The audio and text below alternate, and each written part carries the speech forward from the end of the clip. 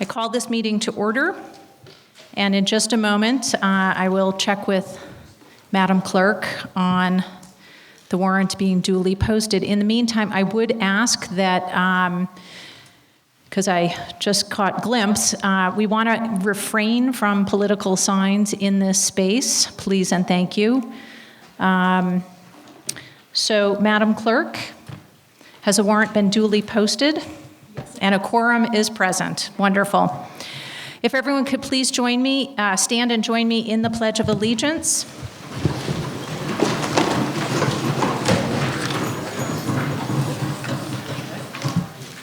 I pledge allegiance to the flag of the United States of America and to the republic for which it stands, one nation, under God, indivisible, with liberty and justice for all. Thank you.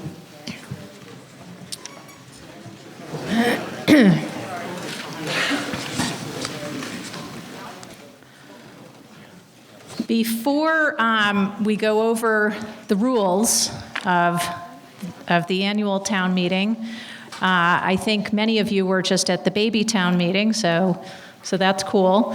And I'm certain that you are all quite familiar with the rules, but we'll go through them shortly. I do want to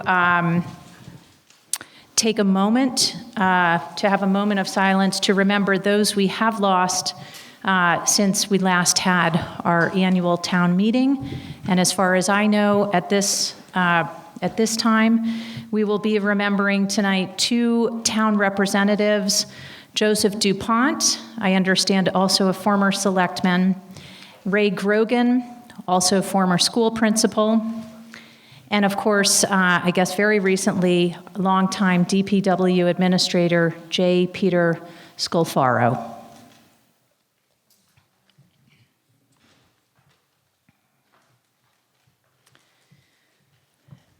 May they rest in peace.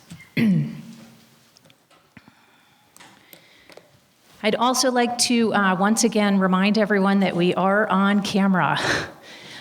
We are live, in fact, and we are grateful to Marie Locke, who is running tech, audiovisual, and everything else about it.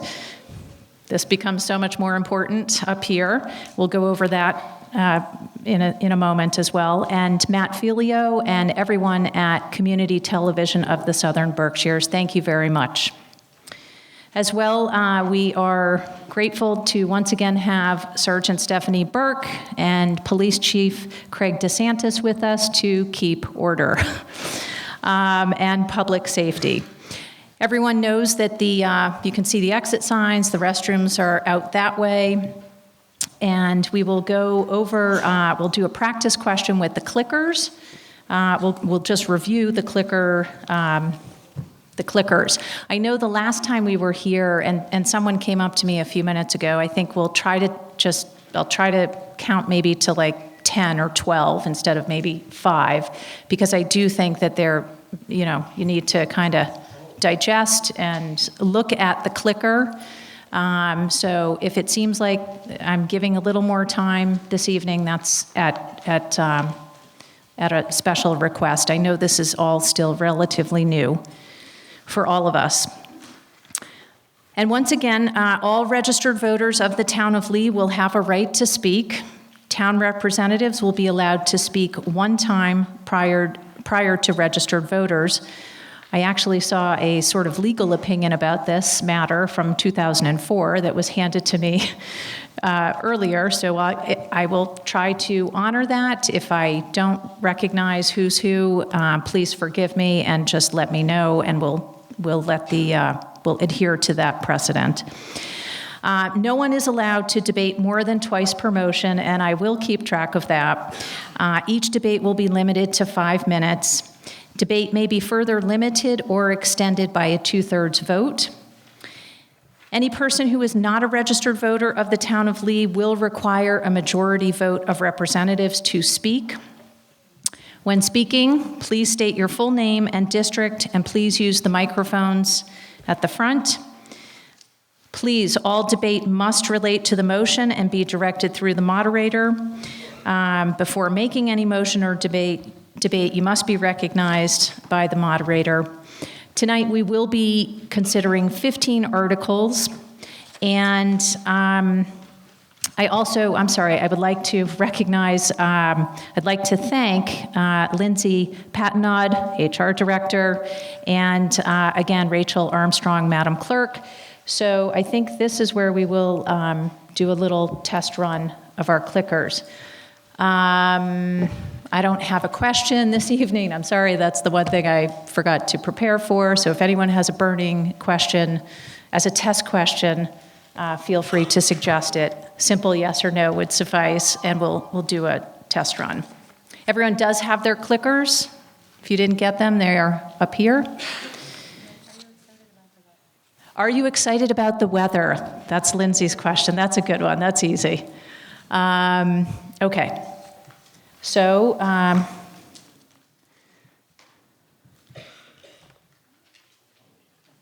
that says test 2. You can see that, Rachel. It says test 2. Okay. Okay. All right. So everyone has their clicker. If you are excited about the weather, 1, you click 1 for yes, 2 for no, and if you feel like abstaining, that is your prerogative.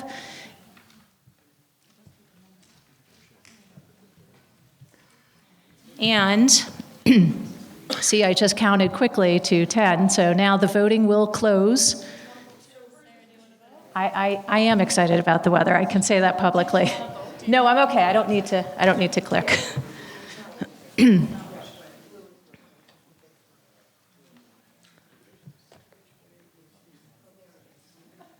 That is super cool. Is that unanimous?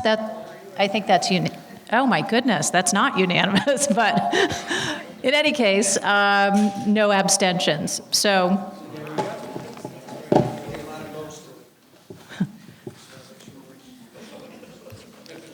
okay. I would also just remind folks that, you know, at the Babytown meeting, obviously, we kind of prep and review and get organized for this. We don't use the clickers, right, at the Babytown meeting. When we were here for the special town meeting, I think that there were a couple of snafus with the clickers. So if you're having a technical difficulty at any point tonight with your clicker, just as a point of order, just let us know and we can pause and work through that together.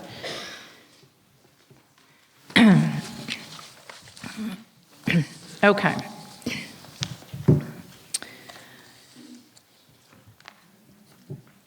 So,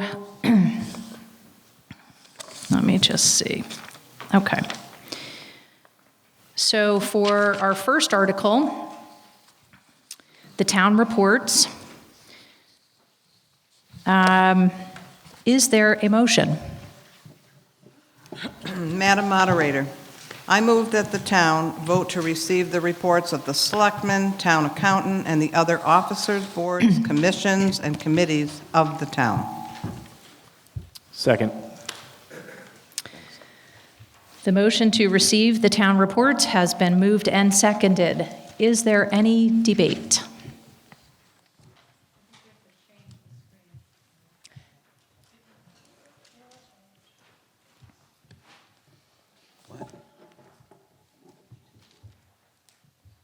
Okay, so we will, seeing and hearing no debate, we will open up Article 1 to a vote. And just like that, voila. So everyone has their clicker, and the voting is now open.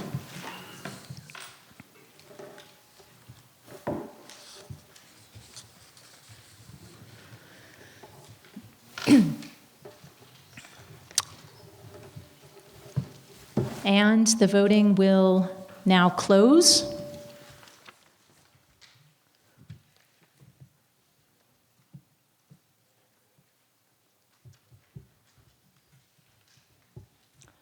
Wonderful. Okay, so Article 1 passes unanimously, 48 in favor. And that brings us to Article 2, salary of elected officials.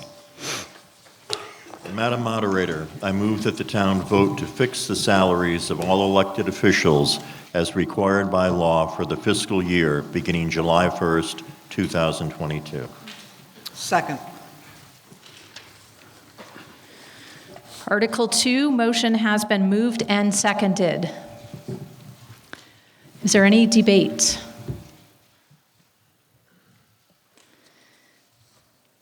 Okay, so we can, if there is no debate, we will proceed again forthwith to voting. And you can see on the screen, it does say Article 2, and I will let you go ahead and vote.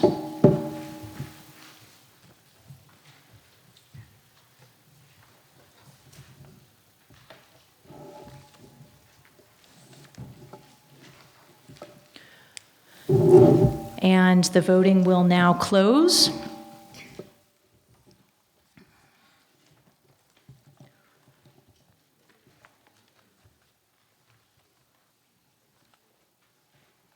And Article 2 also passes unanimously. Thank you. That brings us to Article 3, transfer of proceeds from the sale of cemetery lots to the Perpetual Care account. Madam Moderator, I move that the town vote to authorize to transfer the sum of $4,100 from the sale of cemetery lots receipts to the Fairmont Perpetual Care Trust account. Second it.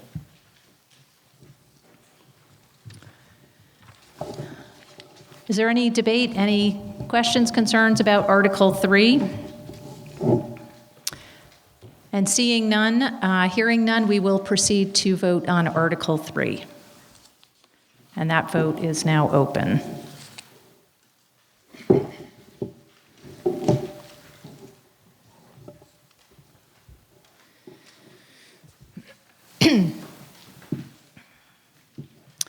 And that vote will now close.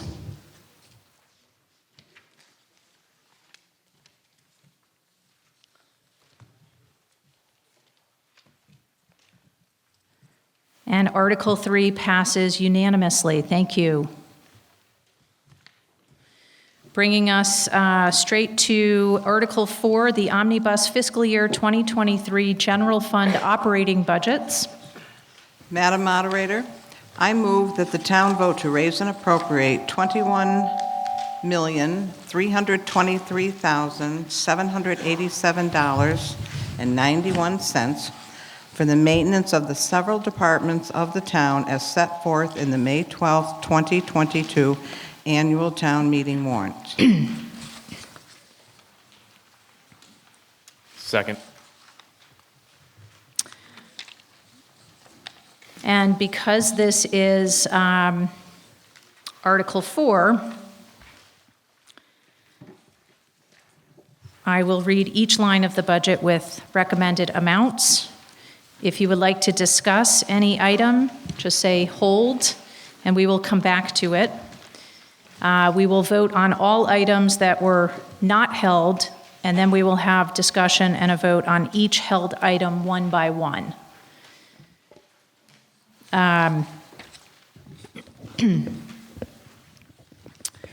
Just a quick correction, actually, on that, Patty, if we could just amend that, it should be 642.16, not 787.91. That was, I think you were reading the line ahead.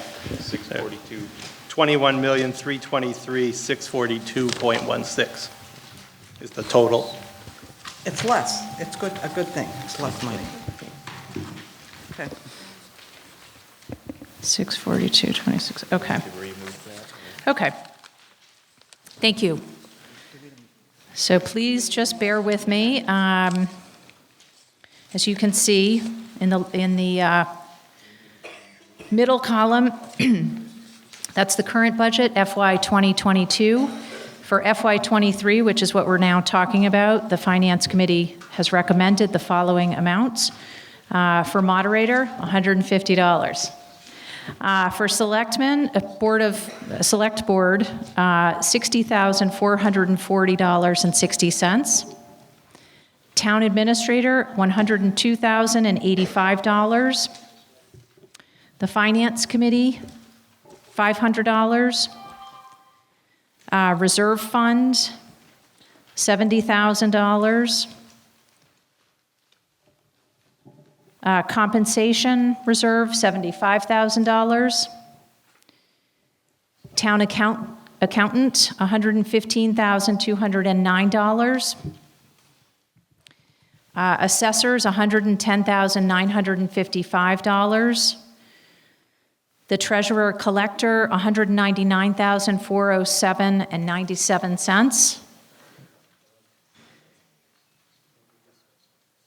Town, excuse me? Was there a hold? No? Okay, thank you.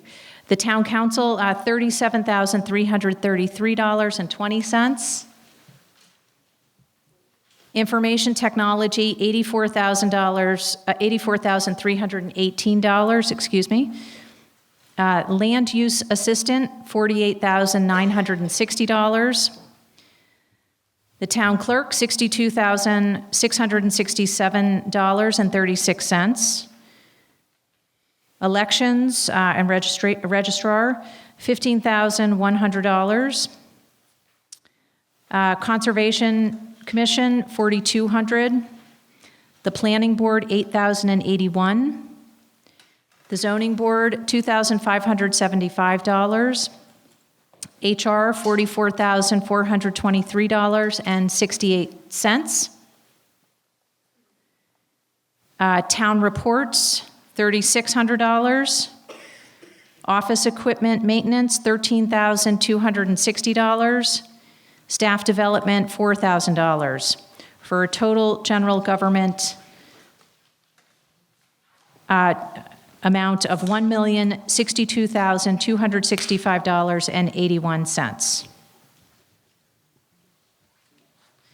Moving on to public safety, the police department, $1,319,617.75.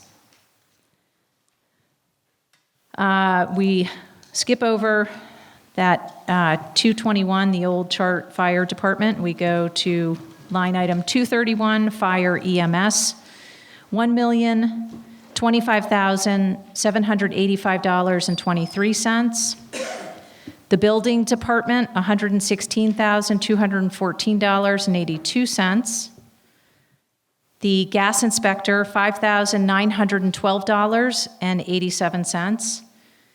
The sealer, weights and measures, $7,350. The wiring inspector, $8,447.13. The plumbing inspector, $7,685.10. Emergency management, $2,250. Animal control, $13,149. For a total public safety budget, $2,506,411.90. Which brings us to the school department, $10,164. I'm sorry. Thank you. It's warm in here. It's really warm. 10 million. Sorry, school committee. $10,164,902 is the grand total. And did I hear a hold? Okay, thank you. So yes, we just need to make a note of that here in our technology because we have to return to it and vote on it, perhaps. All set? Okay, great. Thank you. Public Works, the DPW administrator line item, $46,625. Highway construction and maintenance, $427,808.70. Snow and ice, I know we had a lot of discussion about this at the Babytown meeting, $511,867. Street lighting, $76,500. Forestry, $42,400. The sanitary landfill, $21,730. Parks and playgrounds, $23,241.13. Public buildings, the Aroldi building, $30,046.33. Memorial Hall, $50,721.33.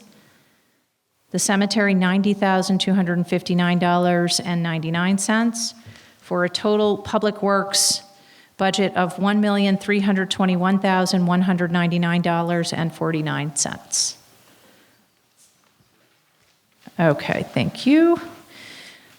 We will move on now to Health and Human Services. For the Board of Health, $765. For Tri-Town Health, this is the Town of Lee's component only, $146,344.11. And Porchlight VNA, we skip, there's nothing there any longer. For the Breen Center, $867, excuse me. The Community Health, $1,250. Cable Advisory Committee, $150. The Council on Aging, $70,431. The Lee Youth Association, $58,459.80. And Veteran Services, $76,397.96. For a total amount, again, just for the town of Lee, $356,664.87.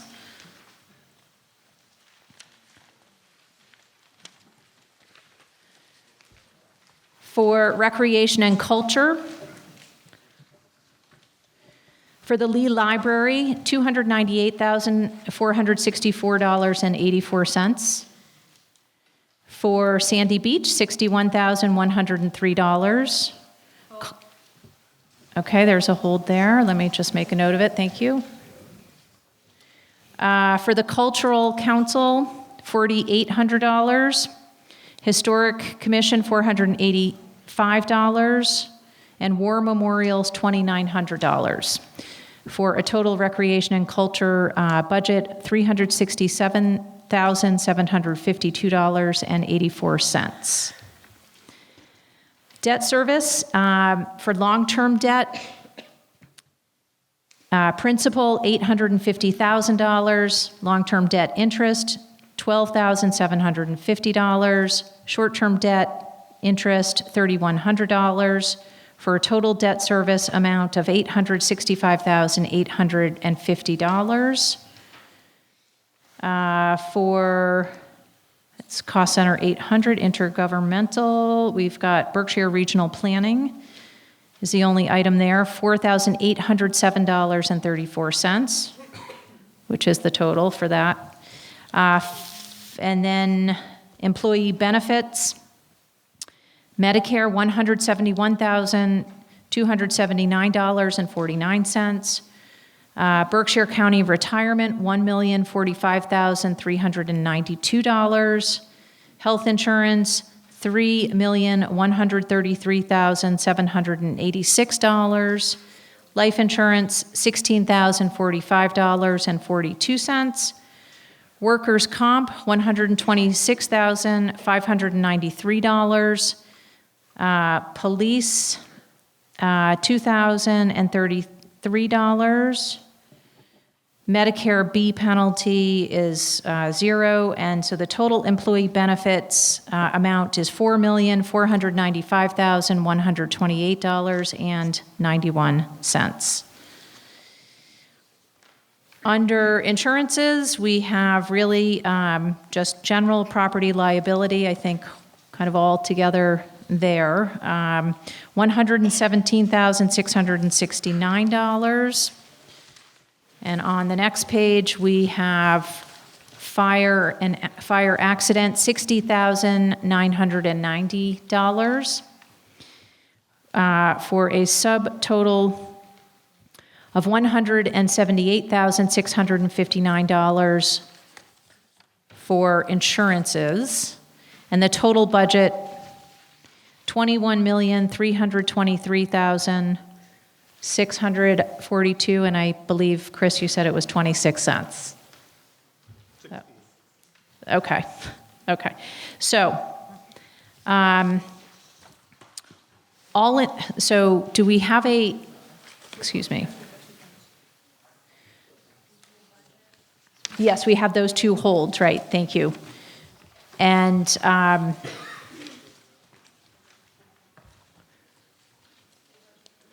if we would, I'm just reading my notes again. So we want to discuss the held items first, Chris? Vote, yeah, okay. Yeah, okay, thank you. Okay. So all in favor of the we're going to open this up now we're going to vote on the non-held budget items. We will return to the two that were held.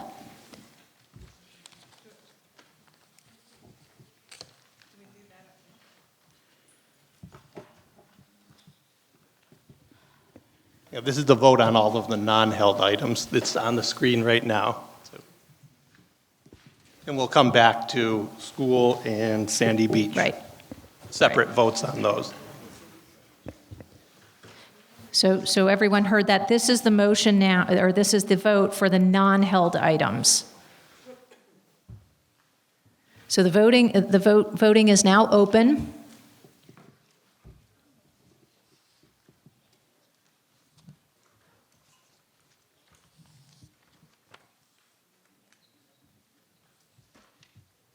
And the vote will now close.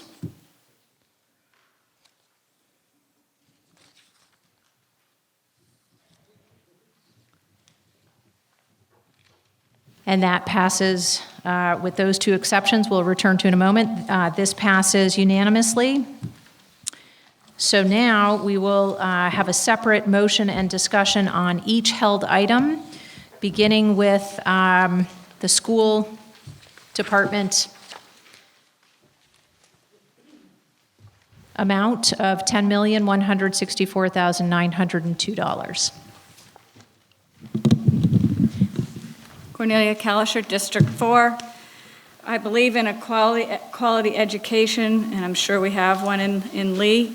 I speak to this each year, and especially this year, since we have a decrease of children at the school to 634 students this year, and my concern about over $10 million spent in our budget for the town, and it really concerns me. I say a lot, and I ask each year, are we considering joining with another school district, as did a long time ago for Berkshire Regional High School, had to join school districts to help with the towns defray the costs. So that's my concern. I'm in favor of good education. I'm in favor of having people come to Lee for their children and draw people for school, but I'm not in favor of spending this much money over and over and don't know where we are in terms of considering that question about joining efforts with other towns, not just Lenox. Thank you. Thank you, Ms. Kalischer. And I do appreciate that comment. I just respectfully have to remind everyone that debate must relate to the motion. So if there are suggestions about other things, that's fine, that's fair, but sometimes I think that's confusing when we all go to vote. There's not an issue there's no question here in this warrant article about what you just suggested. But if there are other comments and concerns, please come to the microphone and state your name and district, and we will continue.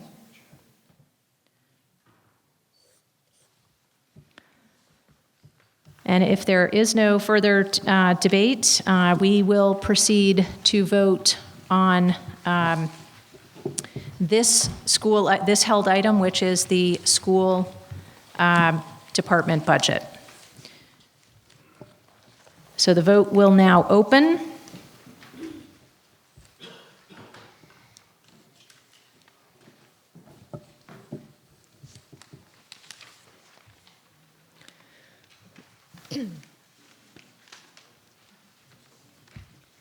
And the vote will now close.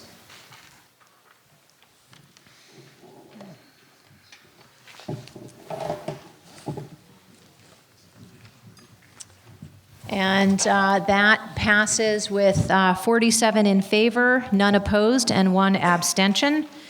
And we will now proceed to the second held item, which is under Recreation and Culture pertaining to Sandy Beach in the amount of, proposed amount of $61,103. Should I speak? Yes, thank you. So again, Cornelia Kalischer, District 4. Just, I'm totally believe in the beach. I use it regularly. It's a beautiful spot. It's a jewel of our town. My concern is the $10,000 more. I think it needs to be spent. Last year was very weedy there and hard to swim. I have concern about my own car and other cars that bottom out on the hole there as you go across the land there. I go very, very, very slowly to not bottom out my car. And this is a very crazy idea, but I throw it out as an idea. I looked up the idea of a pontoon boat. It costs anywhere between $18,000 and $35,000. We could then go bring people over to the beach whenever we would like. And then the third thing with that, I did ask the select board to look into how we had to change things with COVID, but the hours have been decreasing of availability to town residents, including myself, who use the beach. I can't go there before or after work during the week for the hours to change back to where they used to be so I can use the beach. So have you looked into that was my question. And I hope we consider other ideas of ways to get to the beach for the future. Any answer about the one question I did ask about the hours at the Babytown meeting? Yeah, the hours are 10 to 8, and I can also address the weeds, not the boat, unfortunately, but the weeds, we did increase that budget. So of that 10,000 roughly increase, 2,500 of that is for additional weed removal. Thank you. Thank you very much. Thank you. Any further discussion? Okay, seeing none and hearing none, we will proceed to vote on this held item pertaining to Sandy Beach. The voting will now open, and you'll click yes if you support the $61,103 recommendation from the Finance Committee. You will vote no. You will click no if you are opposed, and again, you may abstain. The vote is open.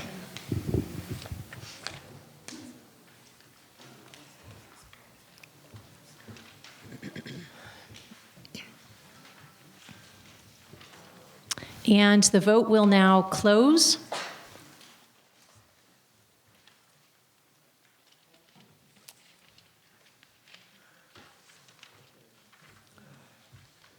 And that passes unanimously. Thank you. Okay, so that brings us straight to Article 5, which is the Omnibus Fiscal Year 2023 General Fund Capital Budgets.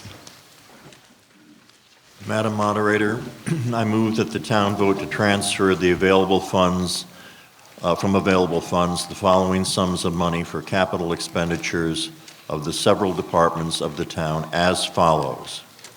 Town Hall security cameras, $30,000. Youth Commission, $10,000. Fire and EMS, $78,000. Sandy Beach, $2,000. DPW paving plan, $74,910. The DPW mechanical equipment, $30,000. DPW plow trucks, $220,000. The DPW pickup truck, $40,000.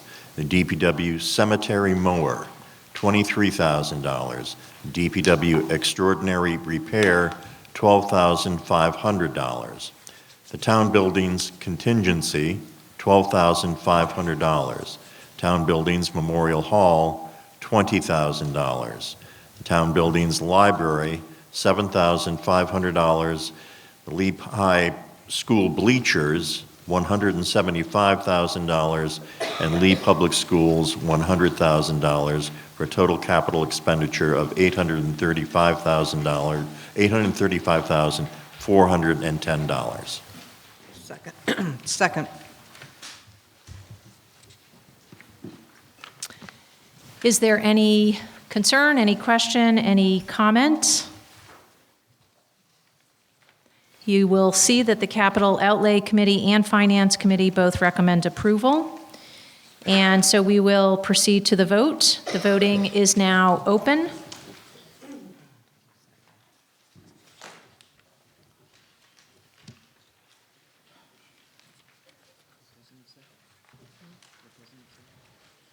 And the voting will now close.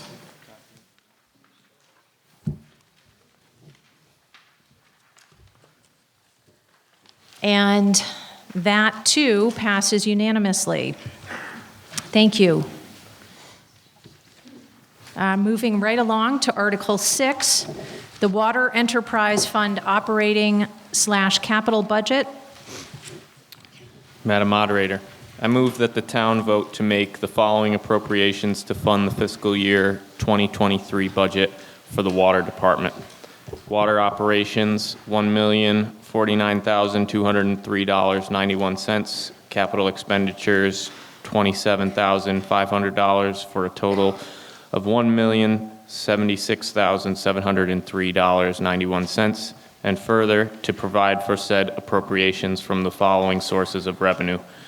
User charges, $1,049,203.91. Retained earnings, $27,500 for a total of $1,076,703.91. Do I have a second? Yes. Okay.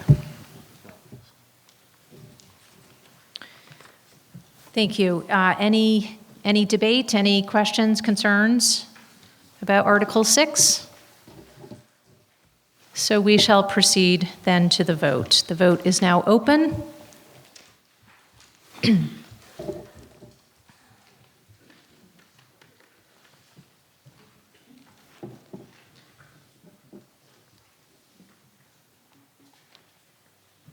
And the vote will now close.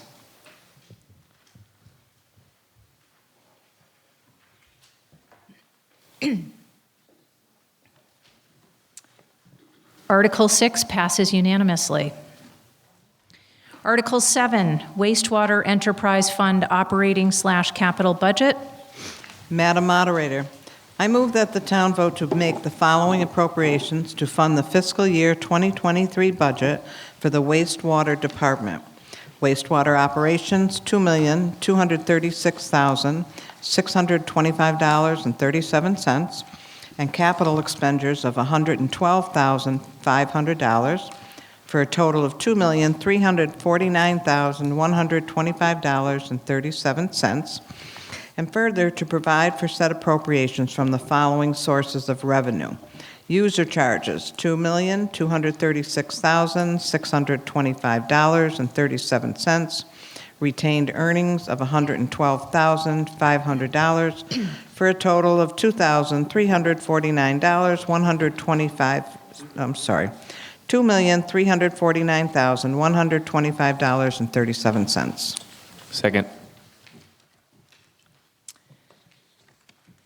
Is there any discussion, any debate on Article 7?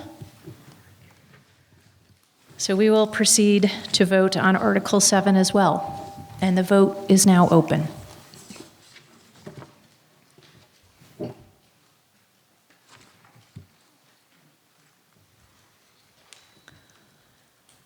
And the vote will now close.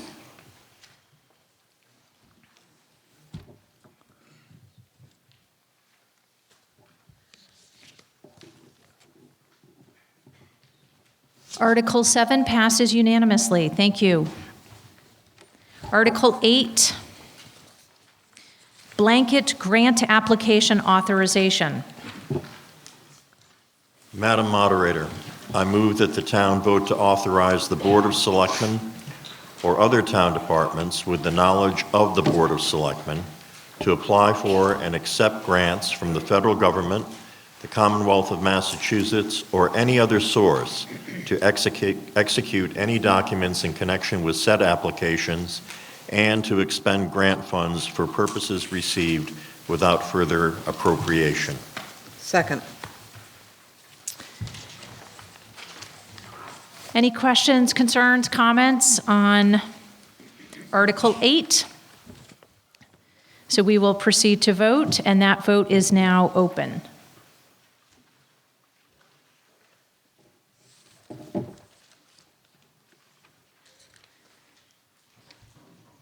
And that vote will now close.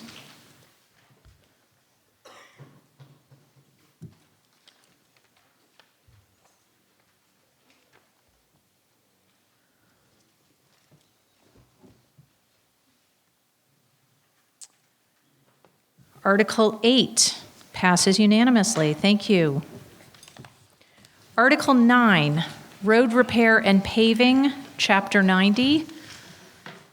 Madam Moderator, I move that the town vote to expend Chapter 90 sums for fiscal year 2023 as provided by the Commonwealth of Massachusetts to repair and pave the town's roads. Second. Any discussion? Seeing none and hearing none, we shall proceed to the vote.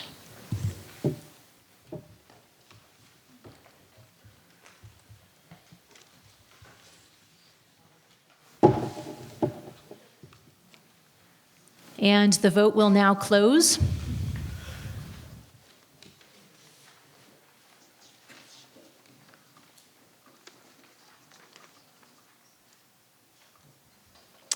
Another unanimous vote. Thank you.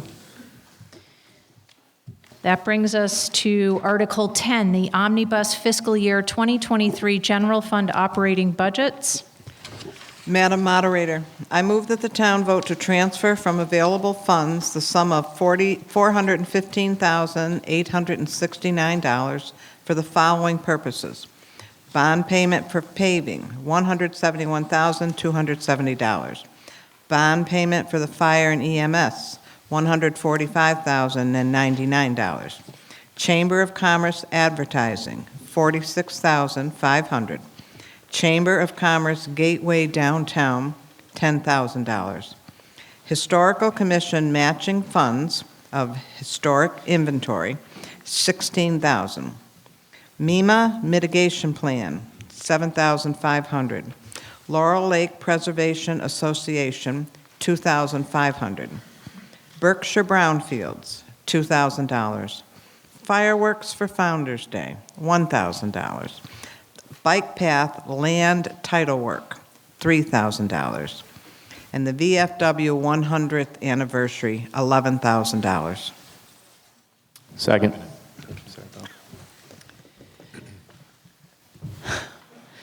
Any discussion, debate? We will open the vote on Article 10.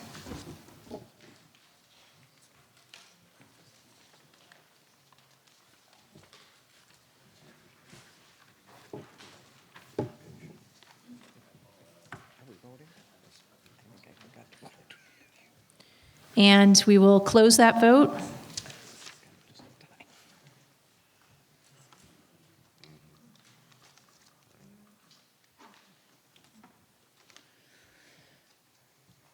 And that passed with 47 in favor, none opposed, and 1 abstention.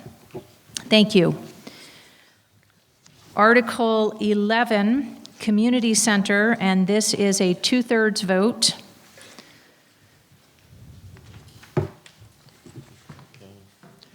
Madam Moderator, I move that the town vote to appropriate $12,500,000 for the purpose of designing, engineering, and constructing a community center, including all incidental and related costs by borrowing said sum, and further to exempt from the provisions of Proposition 2.5, so-called, the amounts required to pay for the bond issued in order to pay costs for the design, engineering, construction, equipping, and furnishing of a new community center. Second. Is there any debate on Article 11?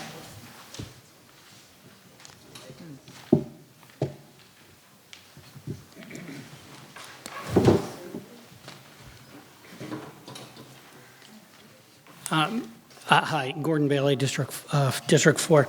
Just a question for the town's attorney. If we were to amend this article to be like $20,000 to continue funding the research on not only town-owned land, but non-town-owned land for the purposes of future design, and keep it as investigation instead of committing this amount of money to a structure somewhere where we don't even really know here where it's going. Is that out of order with the magnitude of this warrant article?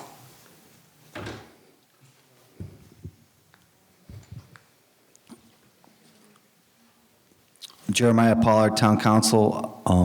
Given the language of the article, I think we're restrained because Okay.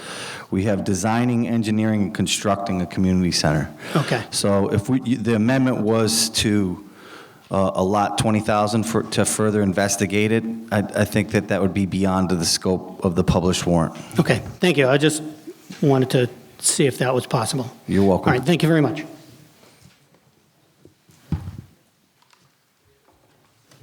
Caroline Young, District 3. I am speaking for the Agricultural Commission, of which I am a member. The Agricultural Commission wishes to agree with the Financial Committee that we feel that the land that is involved with this is a farm. It is being used presently as a farm, and the Agricultural Commission is very strongly opposed to taking any farmland away from the town, because we are firmly of the belief that sooner or later we're going to need it to eat. So we agree with the Financial Commission. Thank you.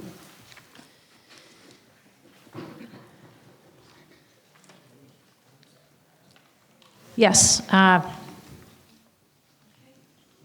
go ahead? Ms. Kalischer? Yes, please. So I agree with the comment about, I hope that we continue to have some open space in Lee and Berkshire County, and that's a beautiful spot, so I don't like the spot for the community center.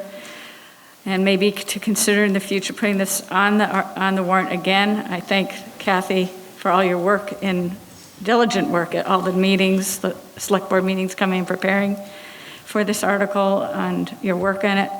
But hope that we look into, I said this Babytown meeting, the Lee High School, using that space, and also perhaps the Eagle Mill, which has lots of empty buildings, as a space that's in town that could be used potentially. Thank you. Thank you. Ms. Hall, it's your turn.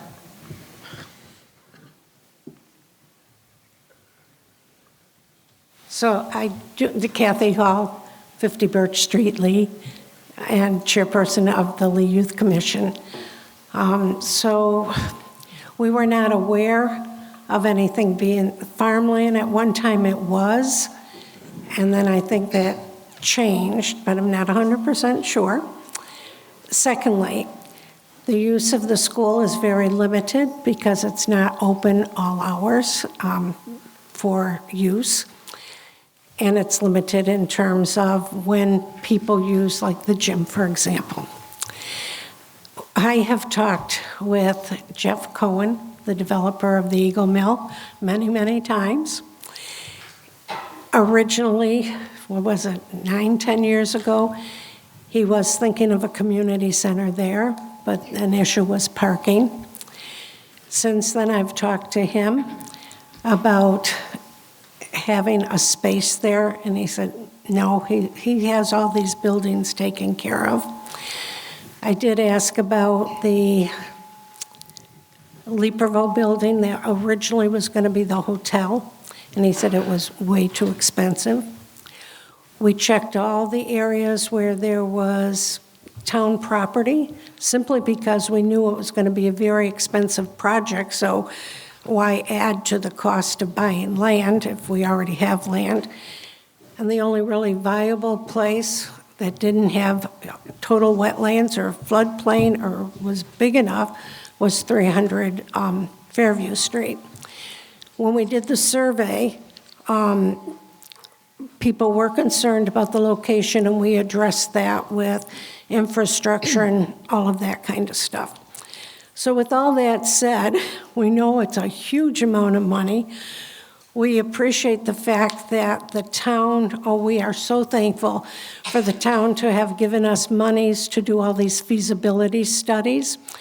We do have a few cents left to do another little bit of feasibility to pursue available properties in the town of Lee, but we don't have the money to buy those properties. We have the money to, investigate. So at this point, regardless of whether you vote yes or no and we get the 2/3 vote or we don't get the 2/3 vote, thank you to the town of Lee for the 3 years that you've put up with us and going back and forth to select board meetings. And it's just been a wonderful journey. So thank you. Thank you very much, Ms. Hall, thank you.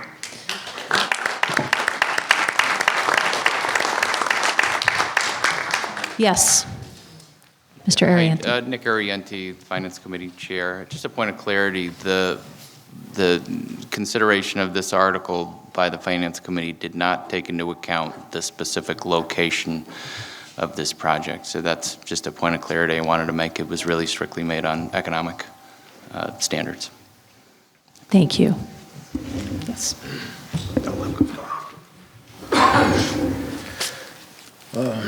Dave Carrington, District 1. I think we could all agree that keeping our kids happy and having a place for them to get together is very important. But this community center presentation is too expensive. I don't want to see $400 or $500 a year go on the tax base, and it's in the wrong place. You need to really find a place that works in a reasonable budget. Thank you, Mr. Carrington, thank you.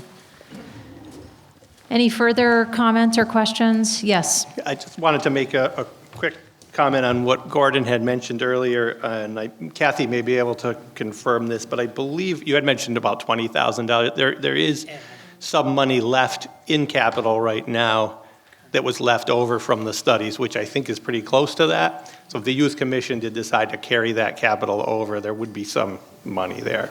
So I believe it is around $20,000. So.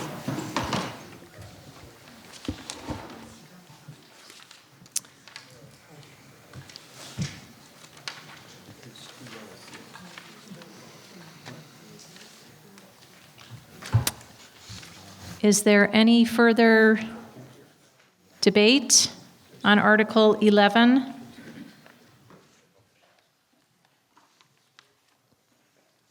Okay. As Mr. Ariente just said, this is an appropriations question. So we will open the vote on Article 11.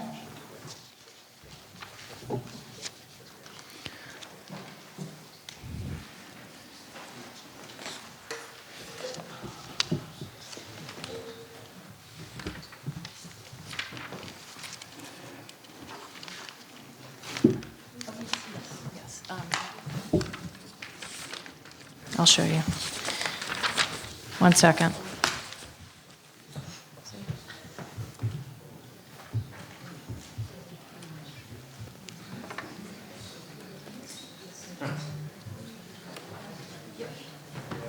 Okay, we just need an extra second. Thank you for your patience.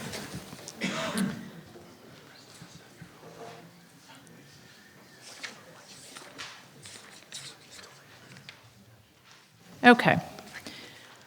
So the vote will now close on Article 11.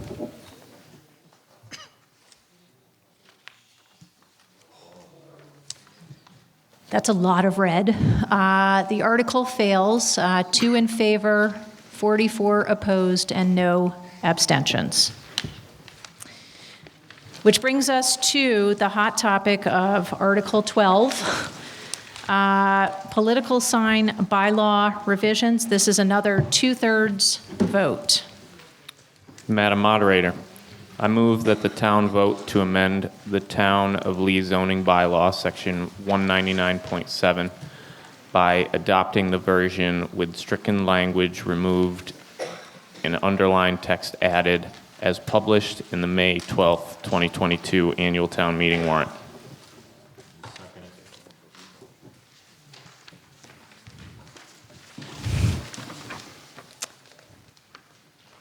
Buck Donovan, District 1, also on the Planning Board Chair. Like we said at Babytown meeting, this Mr. came Donovan, about- I'm sorry, can you just, the microphone there, thank you. Sorry Thank about you. that. This came up last year over a situation. We were forced, well, we wanted to look at our sign bylaw. It's called political signs, but I think more appropriate would be freedom of speech signs. We worked with a lot of different agencies on this, and this is what we came up with. And though we thought we had it, I do have to make an amendment to this. Under definitions, political signs, I need to strike placed on private property and, in that first part. That's the very bottom of the Yep. last line on that page, okay. Number 18? Yes, And then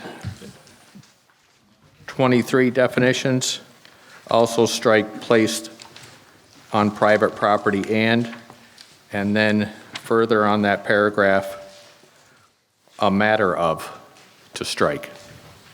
Just kind of verbiage things there. okay.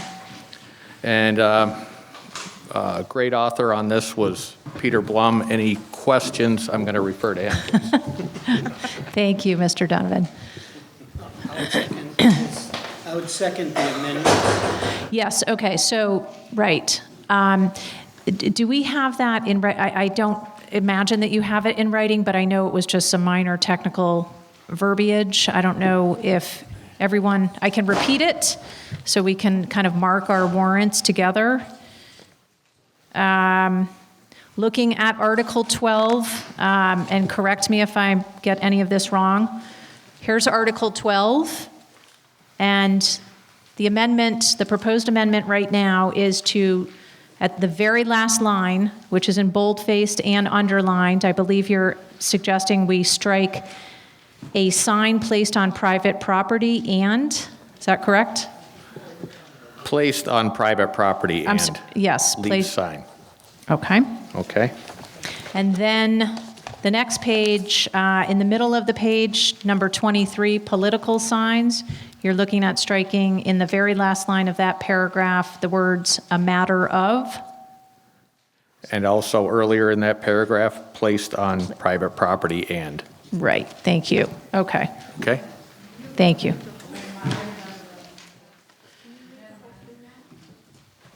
Just one moment, please. So, Mr. Bailey, you seconded that amendment. Okay. So that's what I'm trying to get some clarity on.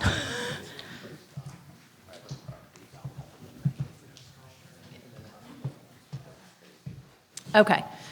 So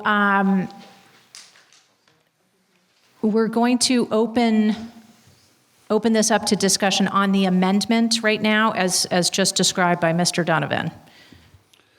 Madam Moderator, just Yes. before, whether you do it, Buck, or Peter does it, we technically need a report from the planning board.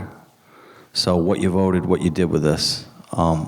Understanding that why you did it, but I think we need a formal report for the purposes of the minutes. This change came about from a discussion that we've been having with the ACLU. This was a recommendation from them on this, how it was written. And What did the planning board do? What was the vote? Monday night, we discussed it, and the planning board unanimously decided to change this. And the rest of the bylaw? Is To it remain. Unanimously in support of it? Yes. With one abstention, right? One abstention, I believe, All right, yes. we need that for the minutes, thanks.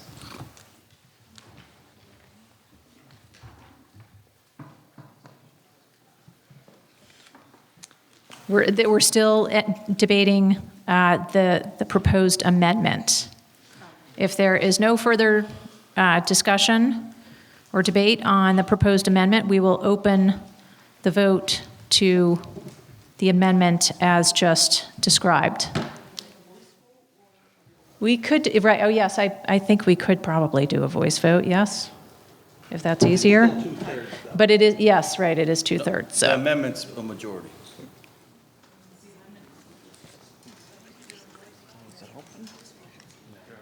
Okay, Madam Clerk would prefers a voice vote, so we will proceed to a voice vote.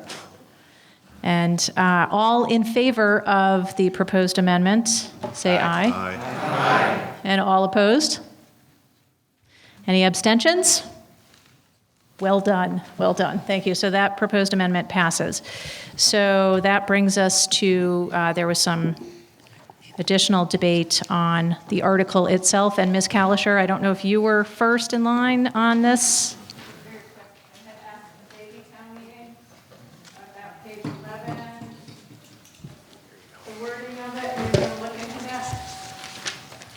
We did, yeah. Can you speak up, please? I'm sorry. Page 11,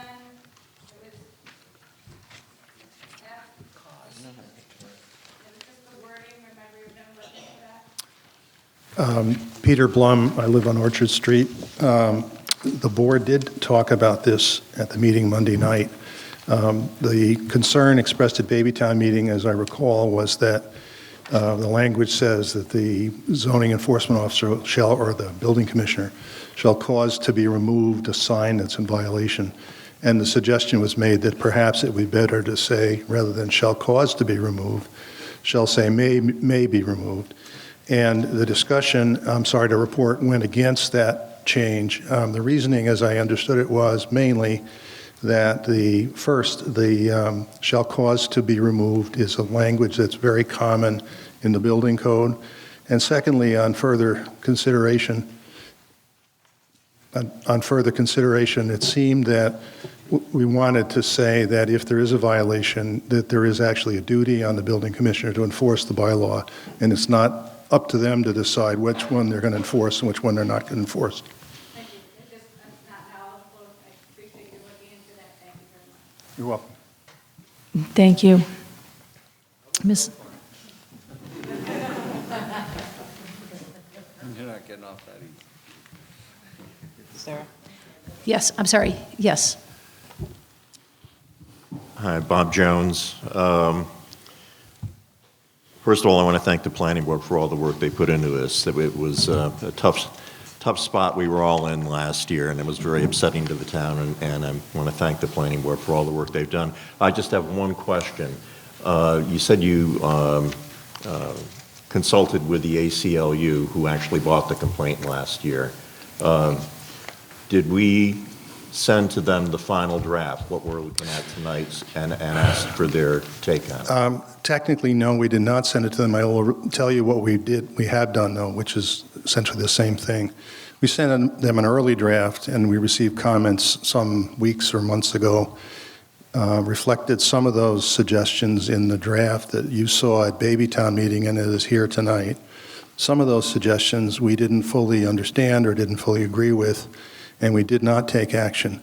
I did not contact, or nobody that I know of on the planning board contacted ACLU after Babytown meeting, but they contacted us.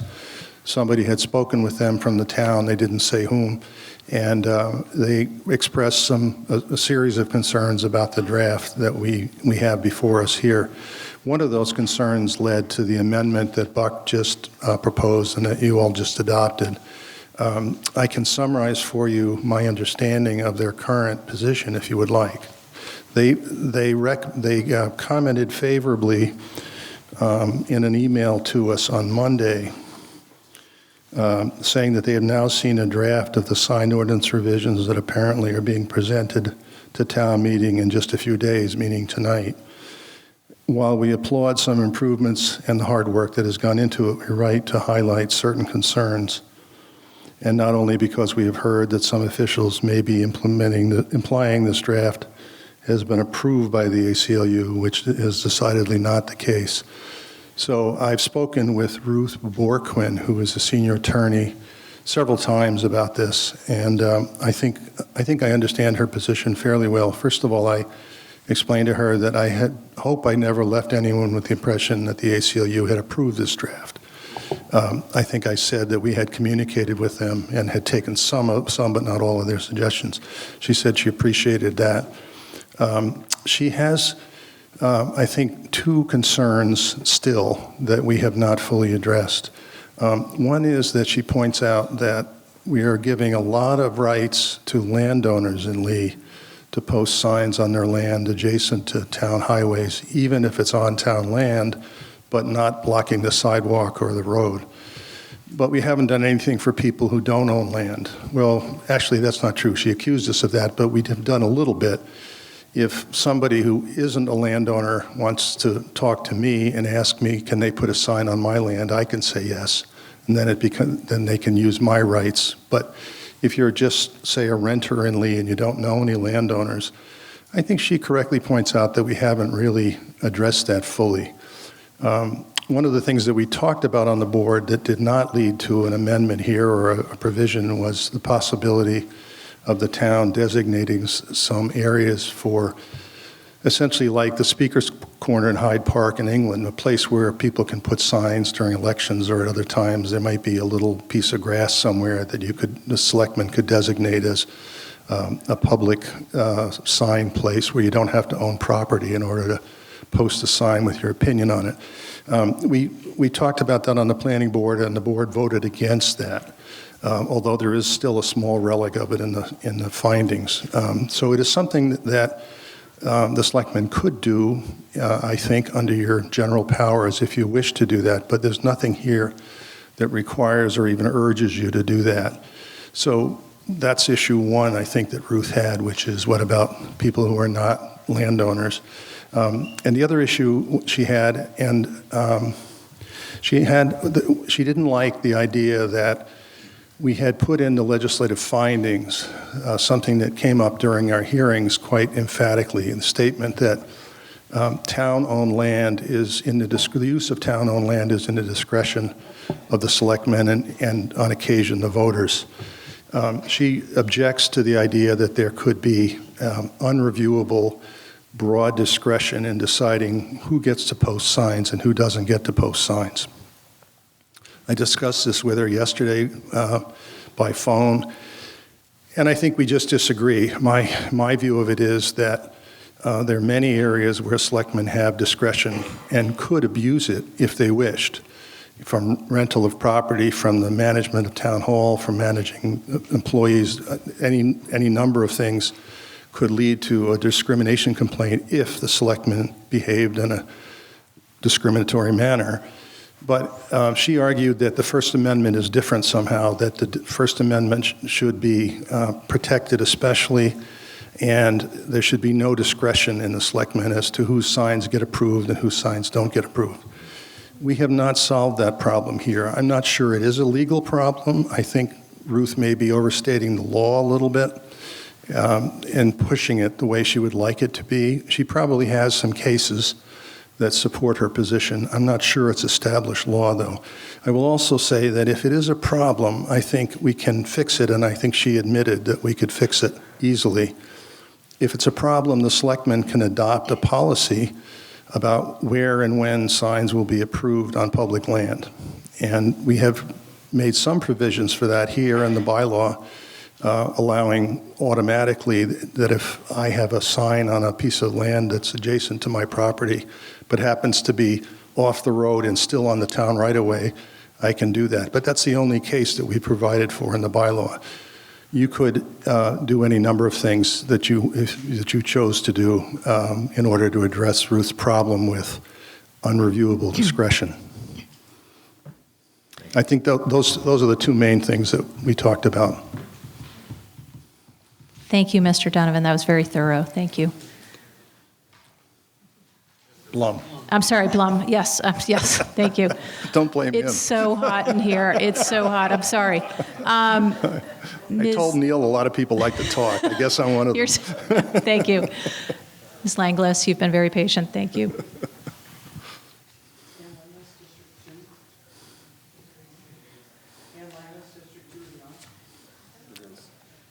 I don't think so. No.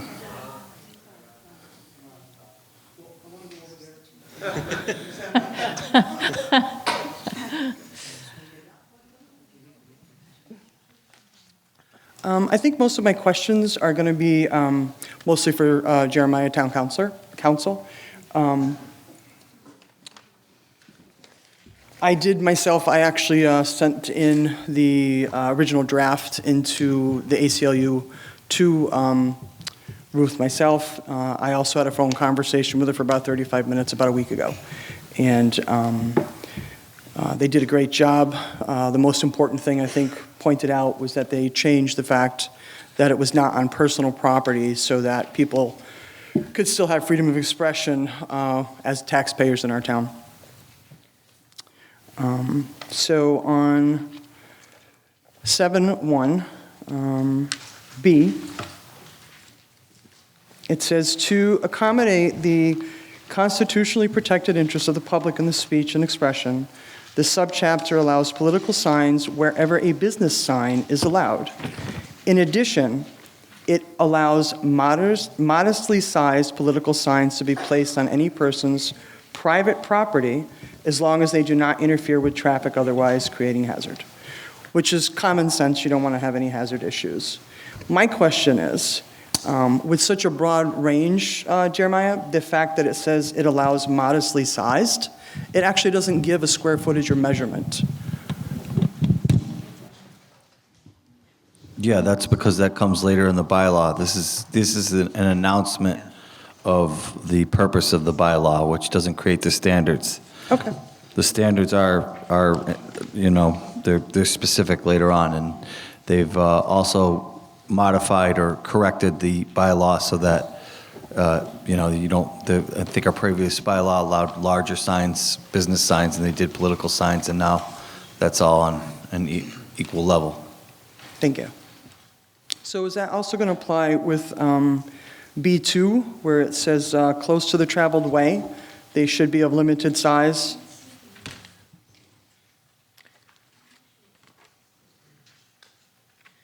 We're on, just for people who may not know exactly where we are, Article 12, about 3/4 of the way down here. You're talking about this paragraph 2, and we're talking about the third line there. Yeah, so B2 is for traffic safety. That is the recognized public interest that can limit what you do for signs. So we don't want people to have their view obstructed while they're entering traffic for safety reasons. Okay, so it's only specifically close to the traveled way. So if someone has a sign that's larger on their property, it's not an issue. Is that correct? That's B2's qualified. Again, this is purpose. Okay. This doesn't create the standard. But for traffic safety, I think the way to read that is you may have to go under what they're proposing if you're going to put it right by an intersection, or put it somewhere where it's safe, okay, or where people are pulling out. On political signs, number 23, it is J 1 and 2 that are replaced. So the number 1, it says the owner may of any lot may place. But in 2, it says on private land. Is there a difference between lot and land, as long as they're both privately owned? This is the next page at the bottom.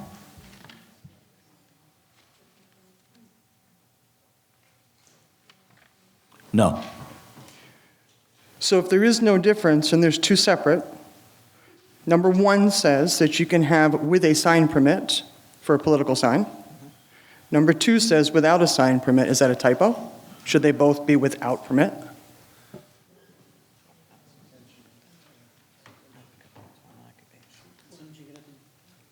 Those are additional signs, right? Or is that, am I reading that right?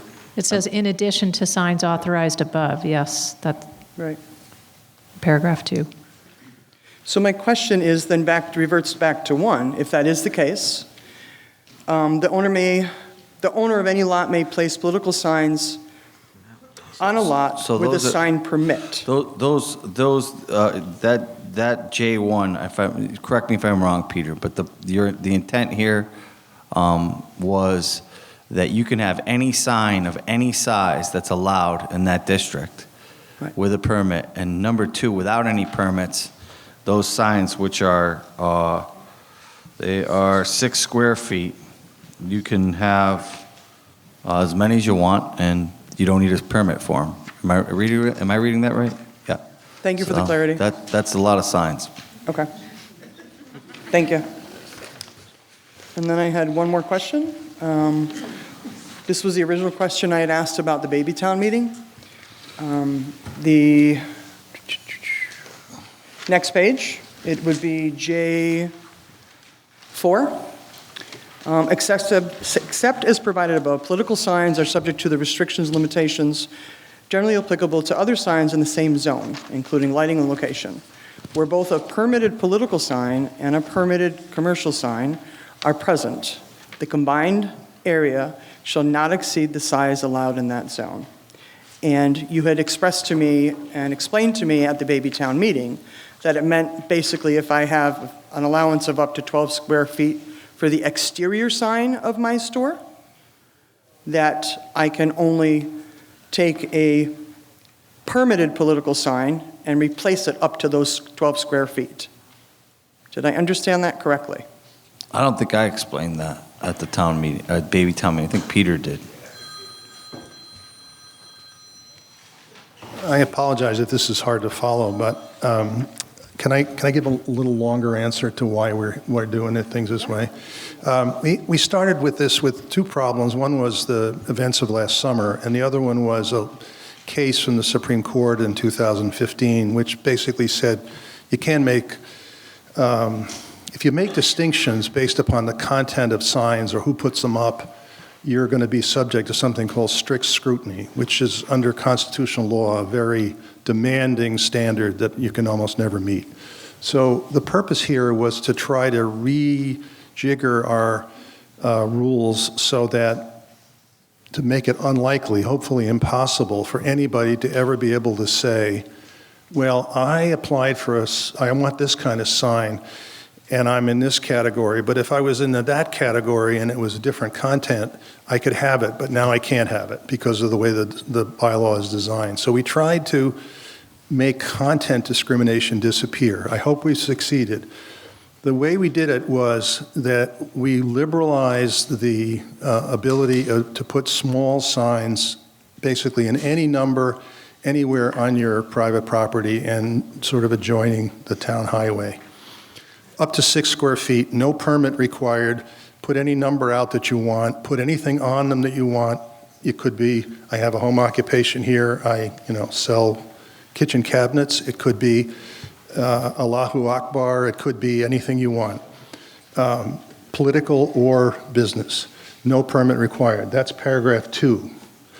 Paragraph 1 is if you have a right to a business sign, and in every part of town, if you have a business, you have a right to a building sign, in most parts also to what's called a freestanding sign out by the road.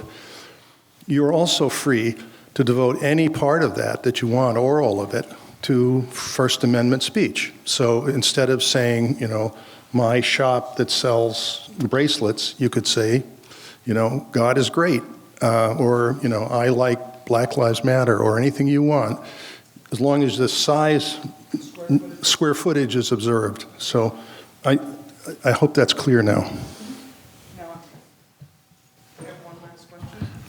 And I do remember talking with you at the Babytown meeting about number 3, which was you had asked, what about a sign in the window? And I'd pointed you to 3, which is that without a permit, there's political signs that are allowed in the windows of businesses as well. Oh, gotcha. Okay. My very last question is, as Peter Bloom had just mentioned, that small signs up to 6 square feet on private property don't need permits. Did I just hear you say that? Yeah. So does that mean that anything over 6 feet, we have to go to the select board on our own private property? They would have to get a permit and try to go under 1, paragraph 1. And they would be required to show To paragraph 1. that they have an entitlement. Yeah. Okay. So if you want a 10 square foot sign, that's more than 6. So paragraph 2 isn't going to help you. So you have to go under paragraph 1. And under paragraph 1 is basically the rules we already have for signs.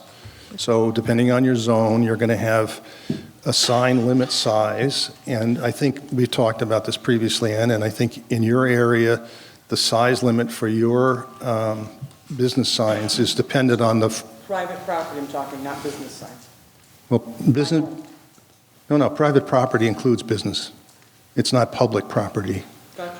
Okay, so business or residential are both private property. Does that clear it up? It does. Good. Very much. For that one specific clarification, as a taxpayer in town, I don't know how you guys feel, and I just want to mention my favorite sign in town is around the corner of the bin, Bobby DuPont's place, where it says Wonder Woman. And that is to honor his wife. And how dare us tell him he can't do that anymore, because that is a sign over 6 square feet. It's not a sign. Not permitted. It's what he painted on his fence, and tastes vary, but that's just painting. So a flag is not a sign. What about a banner? A banner? Yeah, is that a sign? Well, it depends how it's affixed, you know? I mean, if it's, we could do this all night, but what Well, I specifically only want to know, over 6 square feet, at my house, my cousin comes home from the service, I have to come to town to get permission for over 6 square feet to have a sign in my yard that celebrates the service he gave to our country. Well, just to go back to the original point, we generally know what we're talking about with signs. We're talking about something that is being brought in, either affixed, whether it's on a stanchion or being bolted to something, and that's the type of stuff you're going to be dealing with when you go in front of the planning board. How is it going to be affixed to a fence, what So have does you? this not pertain to temporary? Paint is not a sign, we know that. And the other nuances, I think we're going to get out of order if we start getting into that, but... Yeah, Gordon seems to have an answer about temporary. Excuse me, Gordon Bailey, District 4. Yeah, in the sign bylaw, temporary signs are covered under a different section. So if someone were to come home, you're allowed to have banners, streamers, pendants, and all that. In that temporary permit, it goes through the planning board, the select board, just basically to log it in and so that they know you've got, I think it's a 30-day window that could be renewable also. But there's a difference in the bylaw aside from what we're talking about tonight that deals with temporary signs and the process to get those, and then permanent signs. And so if you wanted to celebrate somebody's homecoming, whatever it may be, believe me, I haven't been on the board. It's just a formality if you want a temporary, ban or a grand opening. You move your store to a different location, you want to have something that doesn't quite fit the bylaw, then you get to go for a temporary sign permit, and they can approve that for you for 30 days, plus I believe they can roll it. So that's all. I hope that answers your question. It does answer my question. Thank you. My question was answered, so that does still mean if something at your house you want done to celebrate, you have to go to the Board of Selectmen, you have to ask for permission for the property that we already pay taxes for. I so appreciate the hard work, and I really think you guys did a fantastic job. That, for me, is going to make me say no to this.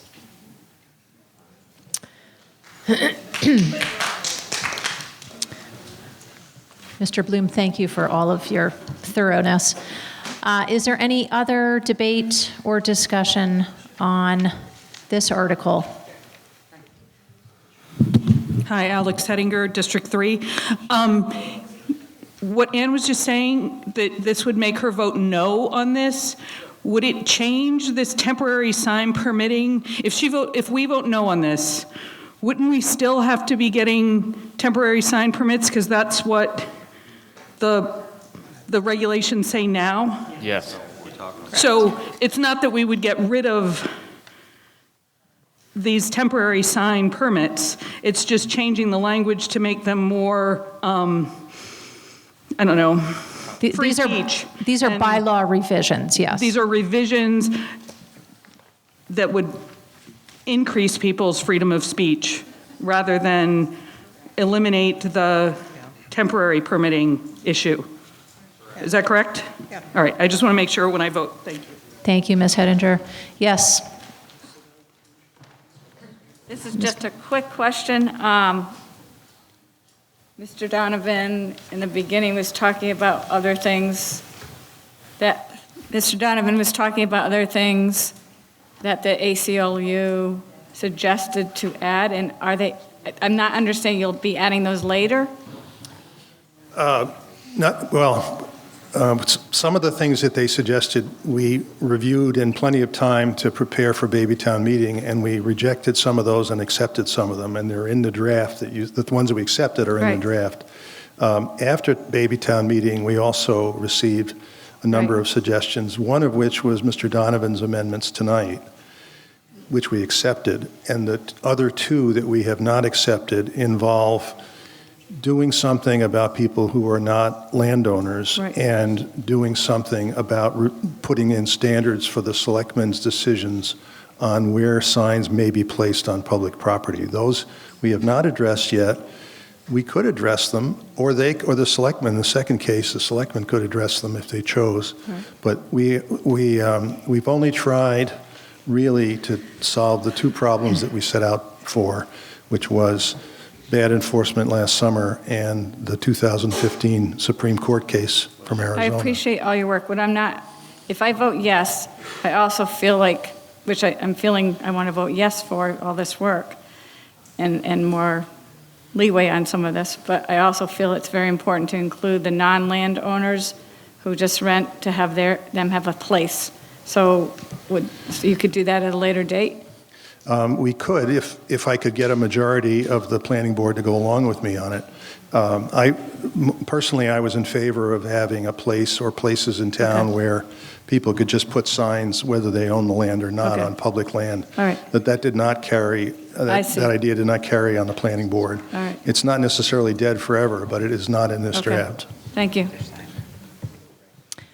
I just want to mention as well that this does happen despite, there are a number of town-owned properties that people have put signs on for years. That's the standpoint, having been dealing with elections previously, is as long as we were, particularly for the elections, doing it favorably, we're allowing all the signs. The town has never, and there may not be a specific policy, but the town has never objected to that as long as it was consistent.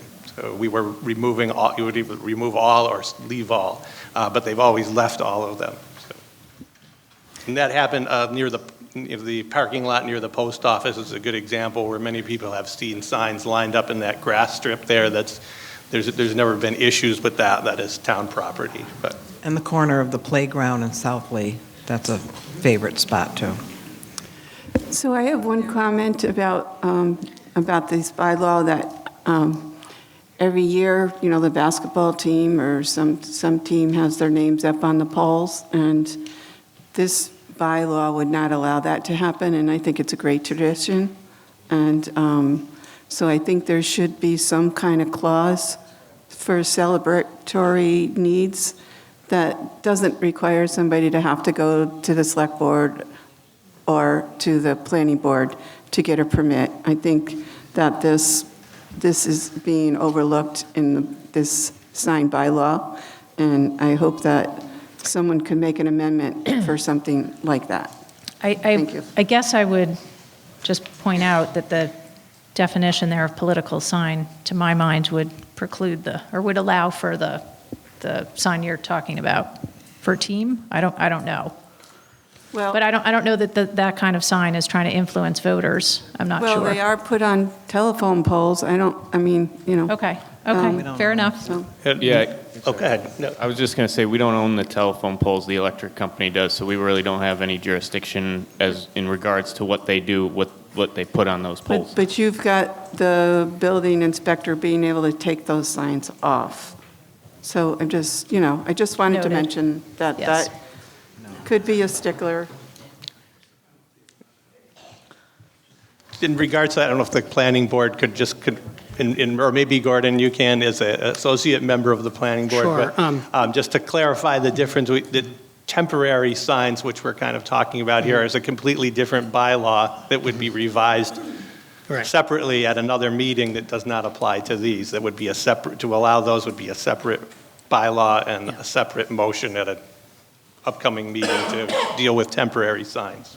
This is Gordon Bailey, District 4. Actually, our bylaw currently says you can't put any sign on utility poles. It says that right now. Are you kidding? Nobody's going to tell the basketball team to take their signs off. I mean, we're not going to do that.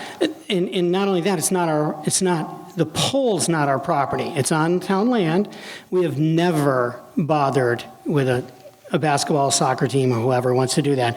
If anybody's going to complain about that, it'd be the utility company, not us. And I don't know, that's all. It's just, it's not allowed now, but we let it go. It's just, and I can understand why. This is, once in a lifetime thing for some of these kids, not in here. We don't control that other than to say you shouldn't do it. And if we're going to amend that, we have to amend a different bylaw, right? Yeah, different section. Hi, my name is Marilyn Wyatt. I live in District 2, and I just have a point for clarification. Aren't we talking about political signs, signs with a message to influence opinion and not signs that say, I love my wife, or welcome home junior, or something like that? And it seems like the discussion is broadened to include all sorts of signs beyond just the ones that are addressed in this bylaw, I think. So maybe one of you could clarify that for me. Thank you.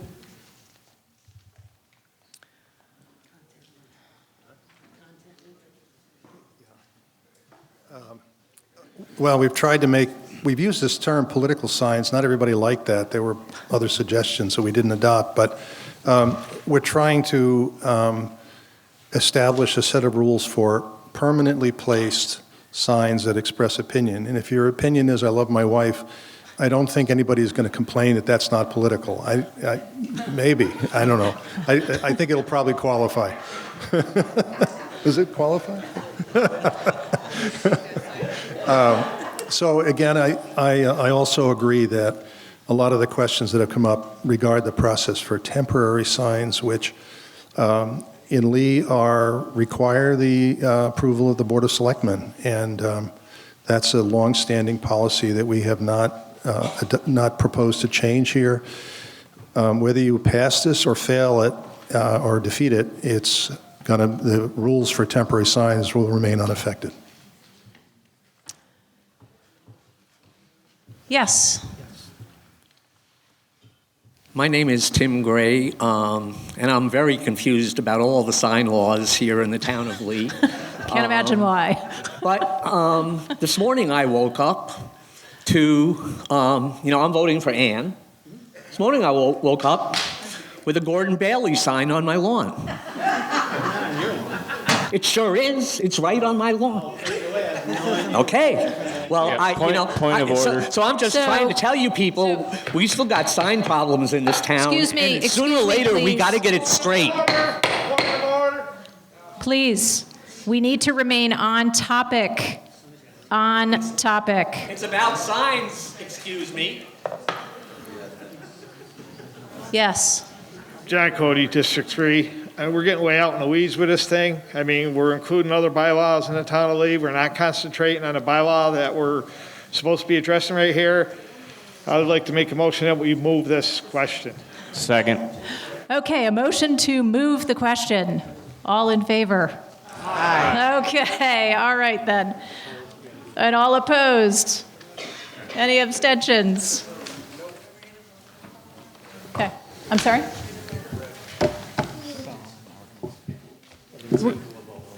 Yes, we're going to the vote on Article 12.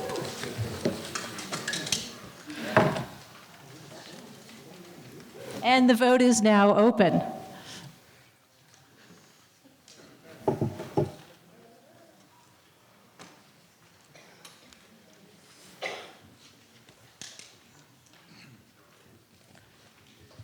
And the vote is now closed.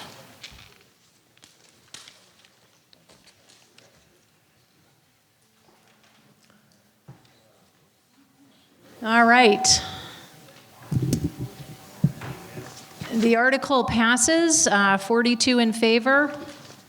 I think that says 4 opposed and 1 abstention. Okay, that brings us to the citizen petitions. Moving ahead to Article 13, the Fair Share Amendment Resolution. Madam Moderator, I'd like to move that the town adopt the Fair Share Amendment Resolution as written in Article 13 of the town meeting warrant. Second, Neil Clark, District 2. If I may speak to it? Yes, please. From the Babytown meeting and hopefully from other sources, you've all learned that this is a long time coming.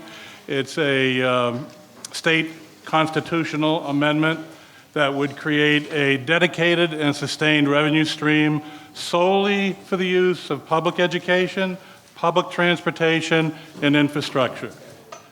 It is estimated that by doing this, we'll bring in between $1 and $2 billion in revenue. How so? By putting a 4-cent a dollar surcharge on income that is solely above $1 million. So that means your first $19,233 per week that you take home will not be affected by this whatsoever. Indeed, only about 0.6% of taxpayers in the Commonwealth will be impacted by this, and yet you'll be creating, again, a sustained, dedicated revenue stream for public education, which is the foundation for an educated workforce, and transportation and infrastructure. We've got over 500 critical bridges in Massachusetts and a number of roads that obviously need a lot of work. So businesses would stand to profit from having an educated workforce and an efficient transportation system to get their workers and their products to market. It has been endorsed by the local teachers union here in Lee, by the school committee here in Lee, by the select board, and it's hoped that this body will also vote in favor of this resolution supporting the Fair Share Amendment, to send a message throughout the Commonwealth, to help educate other citizens throughout the Commonwealth that this is a lifetime opportunity. And one other piece of information, if I may. Yes. On the packet that I gave you, there's a QR code where you could scan on your smartphone, and individually you could show your support. Very important that we build a groundswell of support for this as it gets closer and closer to election time in November. So I urge you, as dramatically as possible, to please vote in favor and have the sea of green appear before you tonight. Thank you very much. Thank you, Mr. Clerk. Is there anyone else who would like to speak to Article 13? Seeing none and hearing none, we will open the vote.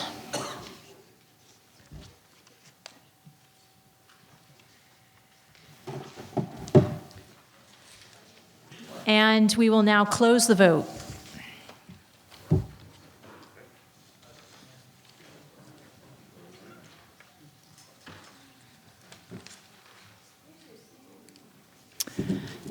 That is a sea of green with 43 in favor, 1 opposed, and 3 abstaining. Thank you. Article 14, an act providing for a recall of an elected official. Madam Moderator, I move that the town vote to accept an act providing for the recall of elections in the town of Lee, petition the Massachusetts legislature to adopt this act as published in the warrant. Second, Neil Clark, District 2. Thank you, Mr. Clark. I should just note that, yes, someone, I'm sorry, and I don't remember who, but someone did hand me this amendment, proposed amendment on Article 14. I've got a proposed amendment myself, so. Okay, and, okay.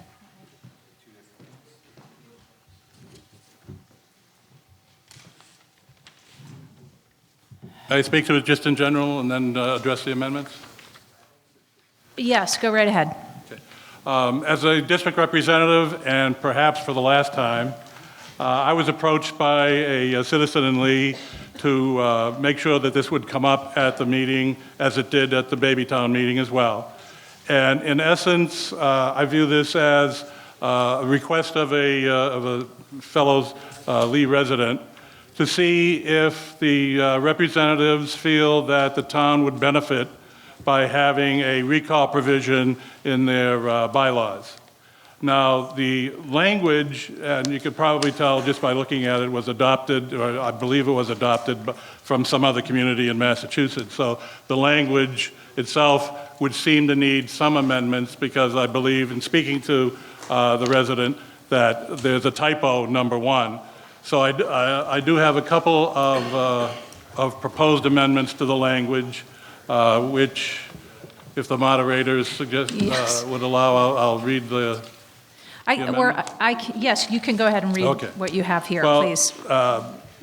With regard to the first amendment I've got, I move to amend Section 3, Paragraph 3, to read, of at least 5% of registered voters of the town. The 1% to me seemed much too small. I'm sure I got a number of people angry with me well, this is serious enough that it should carry a higher threshold, I believe, to initiate it. So I don't know if Gail would like to speak to. Gail Cericia has done some research as to the not just the registered voters, but the actual voters who turn out over past elections, and it seems like 5% would be a reasonable percentage of registered voters in comparison to the folks that actually turn out to vote.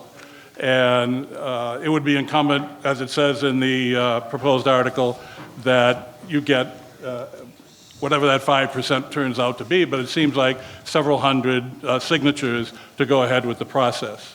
So that would be the First Amendment, to change the 1% to 5%. Mr. Clerk, may I just note here, I think that, yes, I understand maybe 1% was a typo. And I think that this other amendment that I have here is proposing 5% as you are, instead of 10%, and there's a breakdown of numbers. So we've noted your proposed amendment for Section 3, and because I know you're also moving to amend Section 4, and they're so close together, I will let you go ahead, and if there's further discussion on either of those, we'll follow along. Okay. The second proposed amendment, move to amend Section 4 by adding the following sentence at the end of the section, which would read, if the Select Board fails to act within the specified timelines of the recall provisions, the town administrator is empowered to carry out the provisions post haste. So are you suggesting replacing the sentence on the warrant there that says, if a vacancy occurs in the office after recall, election has been ordered? No, just add a sentence at the end. Oh, okay, I see. Okay, fair enough. Okay, so I think we have to go back we have to process what you're saying in terms of Section 3 and making that 5% of the registered voters of the town, which, if there are, I guess, 4,200 registered voters, that's maybe 210 people. If there are 4,500 registered voters, that would be 225 voters. So those are the kinds of numbers I think we're talking about. Can someone explain what total 1 and total 2 mean? Yes, I can. Oh, okay, yes, thank you. Thank you, Gail. Not everyone has the sheet. Could you talk into the microphone? Yes. please, Not so we can everyone hear has you? the sheet that I wanted to hand out. If anybody doesn't have it, they're welcome to it.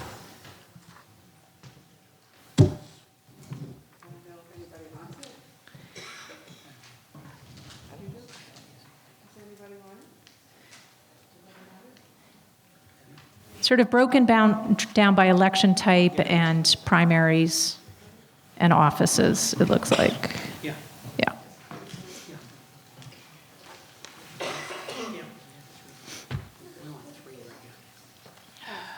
Oh, you gave them all?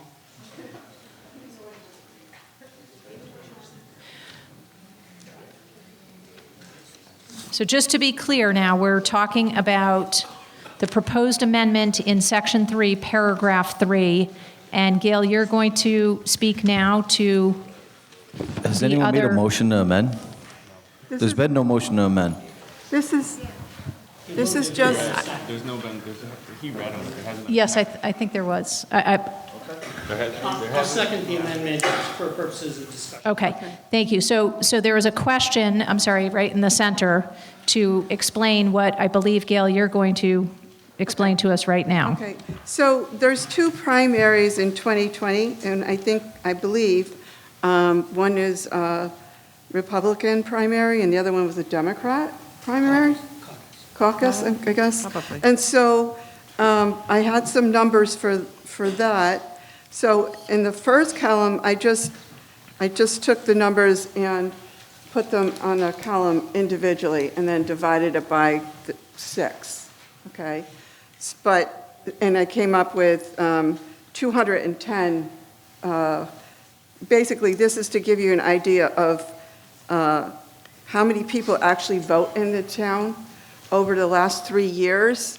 And so then I came up with, so if you figured out 10% of the people that actually vote, it would be 128 votes, petitioners that we would want to have sign this petition. And then the second column, I realized that there were 2 primaries, just one is Republican and one is Democrat. So I just added them together and took that number and divided it by 5 and came up with there would be 150 petitioners. So I was just trying to be fair about, it was just 2 different sides, but it really should be considered one whole. So that was that. And then I was told before that we had 4,200 registered voters. I think that was like either last year or the year before. And now this year I was told there was 4,424 or something like that. So I just figured 5% of the registered voters would wind up being 210 at 4,200. And I just rounded it off to 4,500, 5% would be 225. So as the number of voters, registered voters fluctuates, the percentage would be the same, but the number of petitioners that you would need to have this petition signed in order to initiate an election, it's not a final thing. It's just to initiate an election or a recall.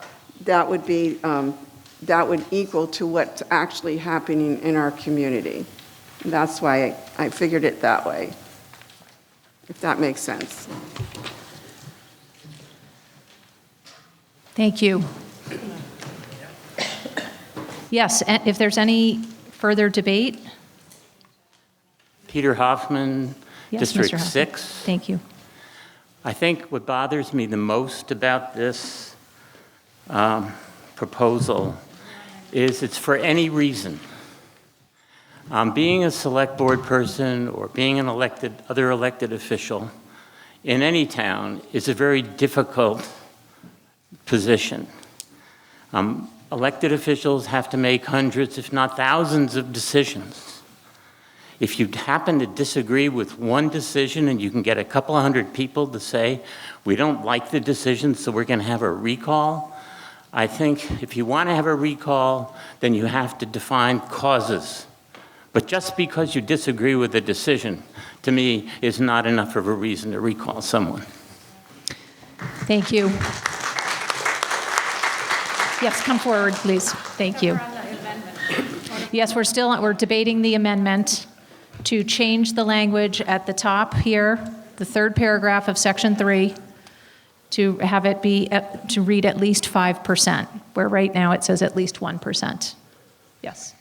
Josh Cohen, District 1. I'm going to agree with the previous comments. This isn't basketball tryouts.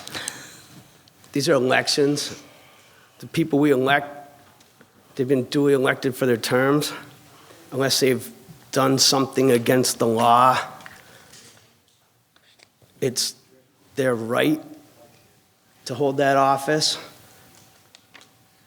To have people just come up with any reason. You don't like my shirt? Vote me out. Is that what's going to happen? You like my hair? Like, it's ridiculous. So before we even entertain these amendments, this whole thing needs to be tabled, kicked down the line, rewritten better, represented better. There's too many errors in it. It's too long-winded. It's too mean-spirited. This is not the spirit of elections. You don't like what somebody's doing? Run against them. Put together a program. Get elected. There's nobody here. Who are we going to replace? In a year, everybody could be gone. You vote us all out. I don't need to be a town rep. I've been volunteering the last 14 years. You can vote us out, but who's coming? It's just us. We drive past the same people every day. It's the same people in the auditorium. Who's going to be here? Even half the people that are mad don't even show up to these things. My recommendation is let's move on from this, rewrite it, bring it back more concise, more specific, and less mean-spirited. Run for office. There's empty town rep spaces still available. Thank you, Mr. Bloom. Thank you. We are debating the proposed amendments. Go ahead. John Cody, District 3. I have some comments on the overall article, but right now I'm going to address the amendment specifically, and I don't believe that 5% is a high enough number. It should be even higher. Like I said, I have other comments on the article itself. Okay, thank you. So is there any further debate or comment about the proposed amendment to change this typo here, essentially from 1% to read at 5%? And if there is not, I'm sorry, yes, Madam Chair. I would just like to say that as far as the amendment goes, I have no problem raising it to 5%. That would be a minimum of what I would think should be in this, rather than 1%, which, okay, was a typo. But I'd also say I'd like to agree with the people who are speaking against this. And I have the same concern that Peter had. What does that mean? For whatever reason. What does that mean? I'm not against a recall going in, but I think this is too much, too soon, too quick, and maybe we should have more discussion.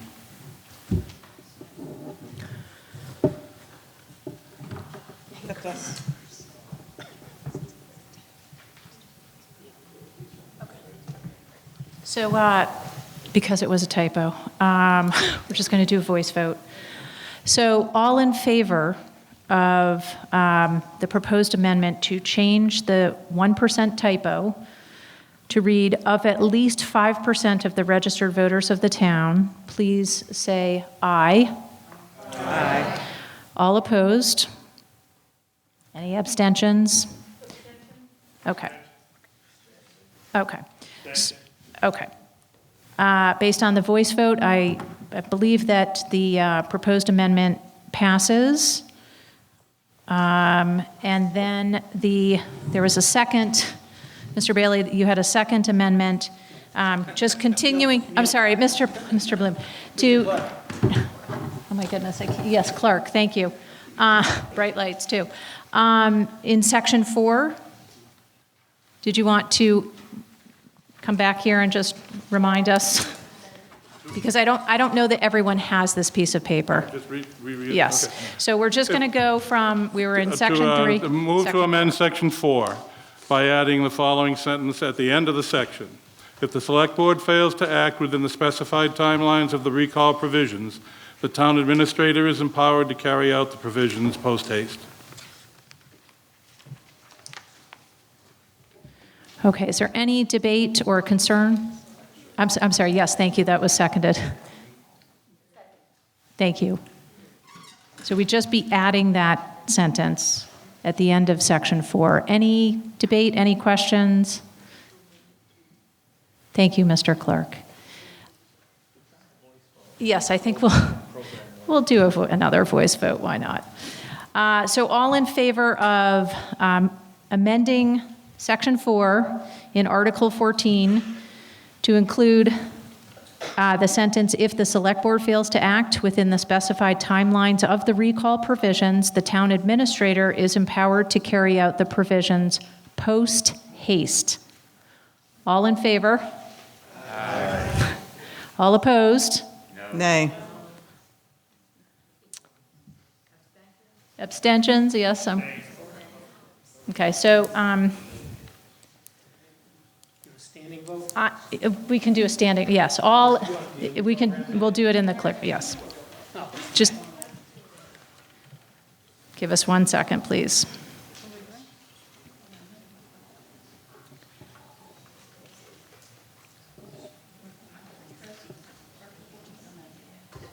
Yes.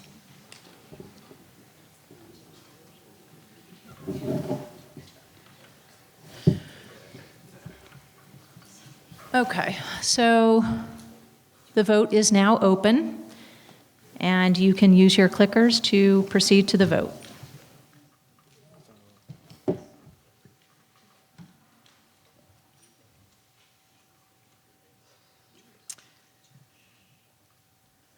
And the vote will now close.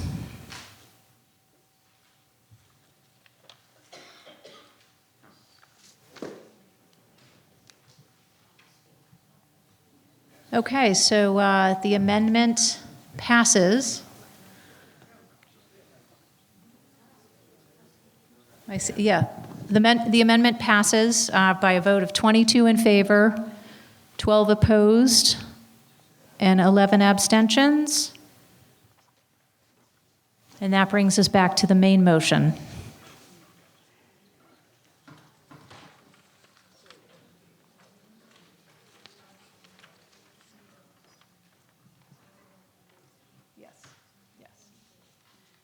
So we are back to we're back to the main motion. If there's any debate, any comment, please come forward. John Cody, District 3. I have some concerns, obviously. To me, it seems like a very low number of voters to trigger a recall vote, even at 5%.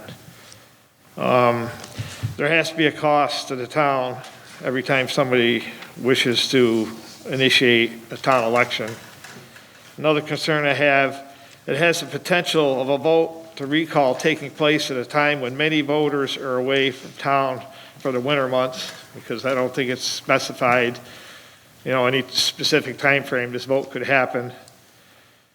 And personally, I feel that we should create an environment to welcome new candidates to important town offices that are intelligent and can think for themselves. I'd like to see our town elected officials make sound and the most informed decisions on issues that are important to the town, and make the decisions that are in the best interest of the entire town.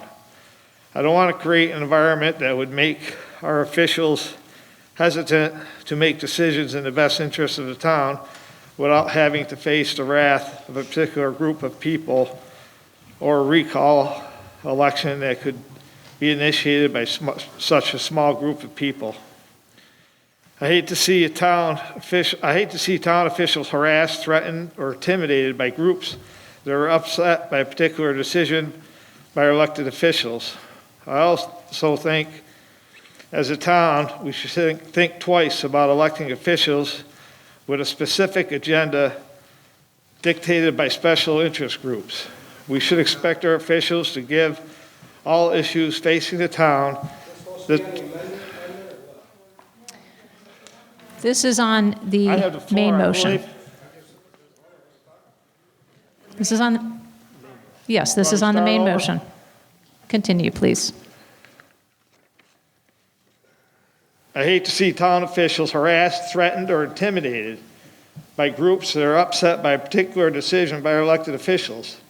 I also think as a town, we should think twice about electing officials with a specific agenda dictated by special interest groups.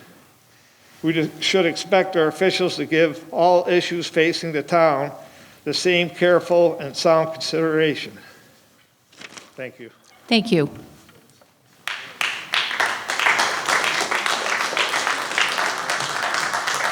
Ms. Kalischer? Yes. I would like more information. I understand at the Babytown meeting that other towns also have recall ability, but I'd like to know how many towns locally, how they manage this. I do appreciate the work that was put in. However, I'm not ready to vote on this at this time. I think it's a very important part of the town and other towns and should be considered, but I'm not ready to decide in this way. Thank you. Any other comments?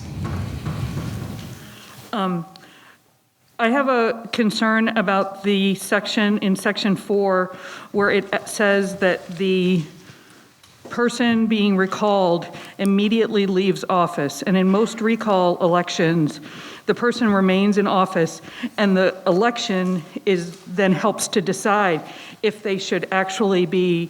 So the petition is about putting forth a vote by everyone in the town or everyone in the state. That's just happened in California.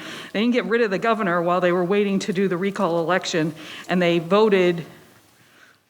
Everyone had the opportunity to vote whether to recall or not, so that you eliminate that going to all of your friends and you get your 5%, and the person immediately has to leave office. And that part really concerns me, that we would have vacancies and that in the next election, the special election, which will cost us money and everything else, that person is already out of office.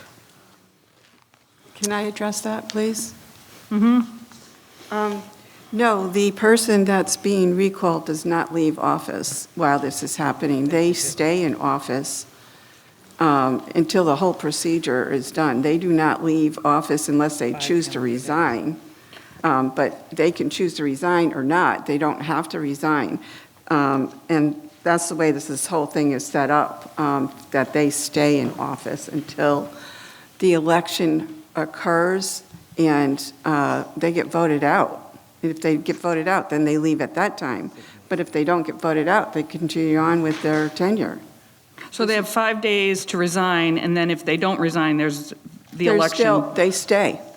They have 5 days to resign if they want to. Otherwise, they're considered, they're put on the ballot automatically. It's just like, they can't decide 30 days later.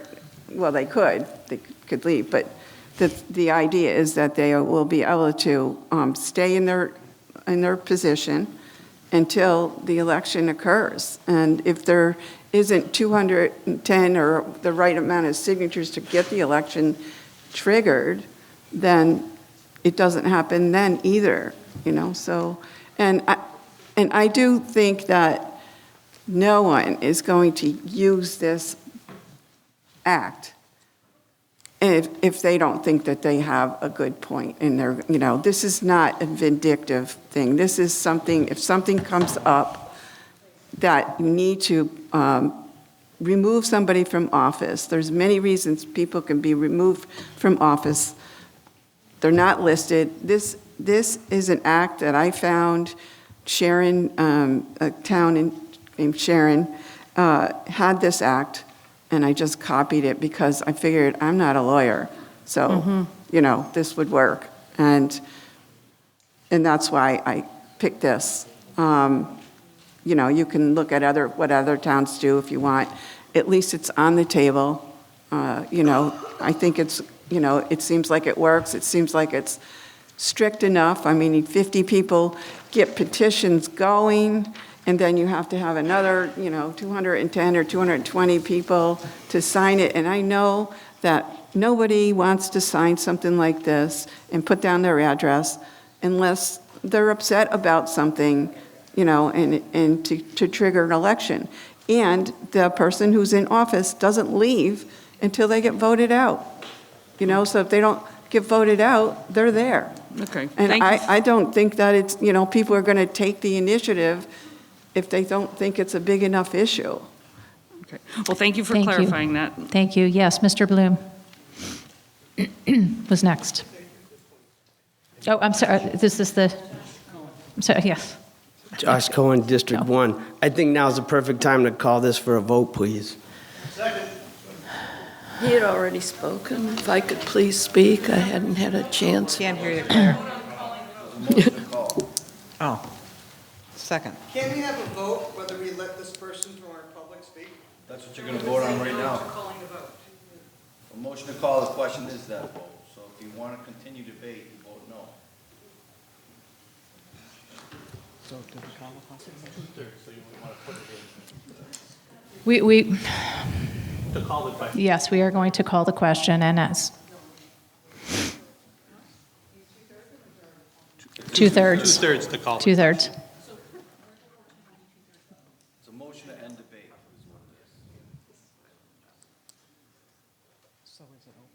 Yes, so the vote is now open. Thank you. It's opening.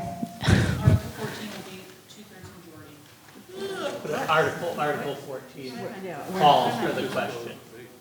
Point of order. Yes. But the amendment's done, yeah. Yes, please. I thought we were voting whether we're letting the townsperson speak. Correct. Oh, I'm sorry. There's a crosstalk, and I'm sorry. I'm hearing two different conversations.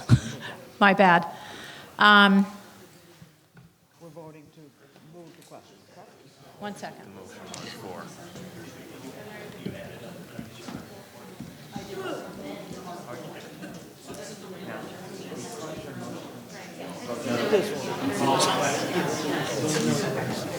Okay. Please. No matter what. What's that?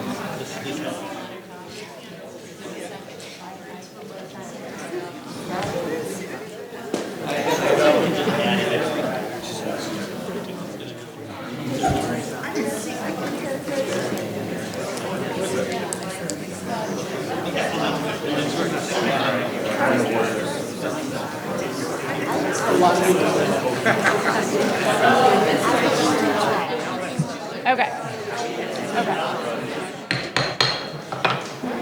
The next vote, we're gonna vote on calling the question. Okay, this is set up now for calling the question.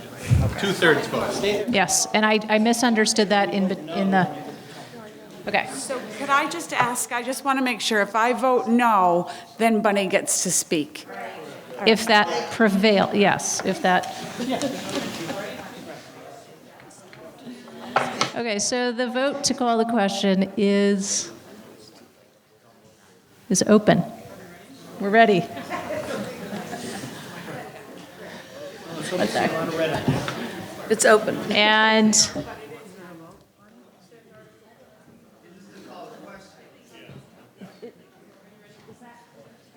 If you want to end debate, you vote yes. If you want to continue debating, you vote no. yeah, that's what's confusing. It says article, we can't, okay, so we can't change that, but We'll add another one for, this pertains to 14, so. this is, you're voting on calling the question right now. Okay. The vote is open.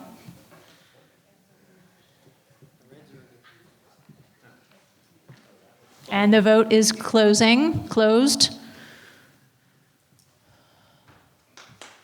Okay, so we're going to continue. With debate. Thank you very Thank you. much. I just felt it was important that I do state my view on this. I know the person that put this together, and she's a very intelligent person. She did a lot of research. She is a mathematician, a scientist. She's into a lot of detail, and that's why it seems long-winded to you. But she wanted to be sure that there was every possible in or out for somebody that may not agree with the recall that was going on. So she made sure that there were always enough people along the way to turn the tide if it wasn't going in the right direction as far as a recall went.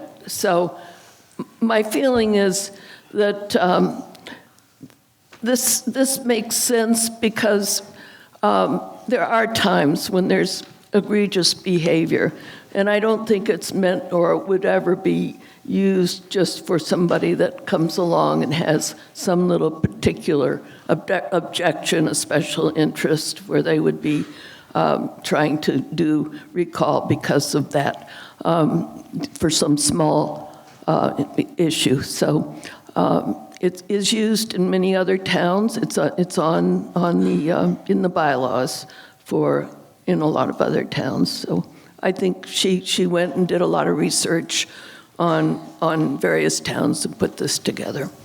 Thank you for listening. Thank you very much for your patience. Thank you, Gail, for all the work. Okay. Madam Chair, yes. Buddy, I was thinking of that. So, Gail, I'm assuming you're the one that put this together. I basically took another town and thought it worked. Well, that was my question. I wondered, did you do any research in the towns in Berkshire County? How many of them have a recall provision in their? I'm sorry, what? The only one I know is Hinsdale, and that just happened a couple of years ago. I saw 2 towns have a bylaw. I'm an sorry. act or I'm whatever. sorry.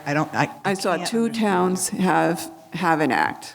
2? 2. But I thought this system was better because it initiates, 50. I'm just asking how many towns in Berkshire County have a recall? I only know of 2 that have it passed. I know Otis has something before the legislature. I don't know if it passed. Okay. Okay. Thank you. That was my question. Okay. Thank you. Okay. Is there any further question, debate on the main motion, Article 14? We're doing the main motion. Yes. Yes, the amended main motion. You're right.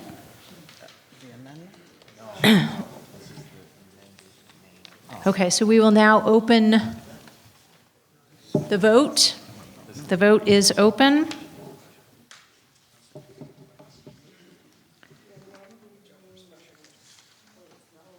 Yes, back to the 5%.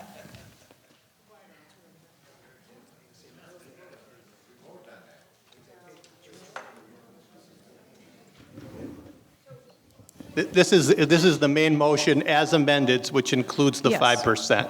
Yeah, As that was amended. passed, yeah. So the vote is open.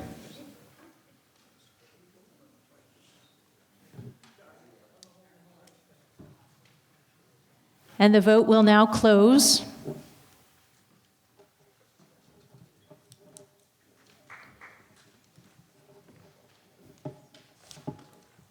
And the motion fails. 10 in support, 30 opposed, and 5 abstentions. And that brings me to a moment between Article 14 and 15. I would like to truly, sincerely thank the Finance and Capital Outlay Committees. I'd like us all to recognize them. If the members of those committees can stand, we will acknowledge you.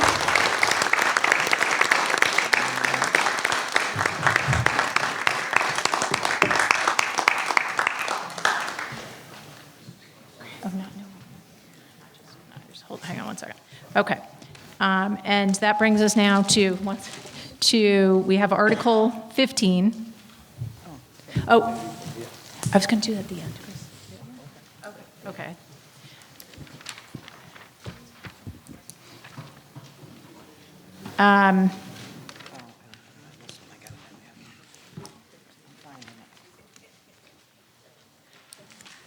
Article 15. Madam Moderator? Yes. Okay.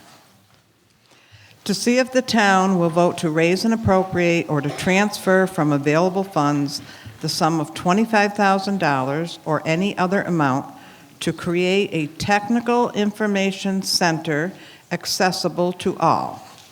The content of said center to be relevant documents, videos, materials, in any other media relating to all aspects of PCBs, including health effects, environmental persistence, transportation, removal, and remediation.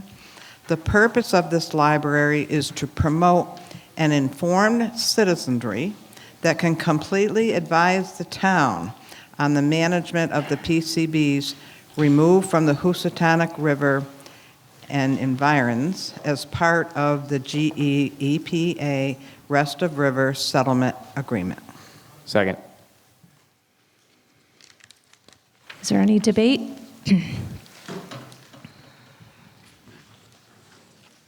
Yes. Madam Moderator, may I speak to this article? I am Bill Matthews, residing at 54 High Street, District 2, and author of the Citizens.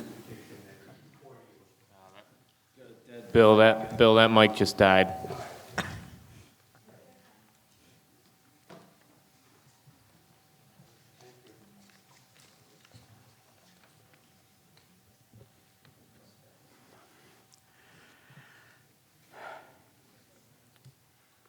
And author of the Citizens Petition that is before you as warrant Article 15. I am offering this article as a private citizen, not in connection with any organization I'm affiliated with. The Rest of River Agreement is probably not everyone's favorite reading material, but I would like to quote a fragment from page 12. Quote, "The EPA will facilitate opportunities for research and testing of innovative treatment and other technologies and approaches for reducing PCB toxicity and/or concentrations in excavated soil and/or sediment before, during, or after disposal in a landfill." And it goes on to give more specifics. The notion is that EPA will support or would be responsive to community input that identifies new mitigation techniques and alternatives. The purpose of Article 15 is explicitly to provide an expertly selected, up-to-date set of authoritative reference materials that will enable the citizens of Lee to formulate realistic recommendations that minimize the harmful impacts of EPA's permit. This is not a big deal. We're talking about probably about 200 items, the equivalent of a couple of bookshelves, probably with access both in paper and on a website. But expert selection is essential. The literature on PCBs is vast and growing rapidly. To give some idea of its size, the MIT Libraries lists over 414,000 items on this subject, mostly books and articles. Only the tiniest proportion of these are relevant to us.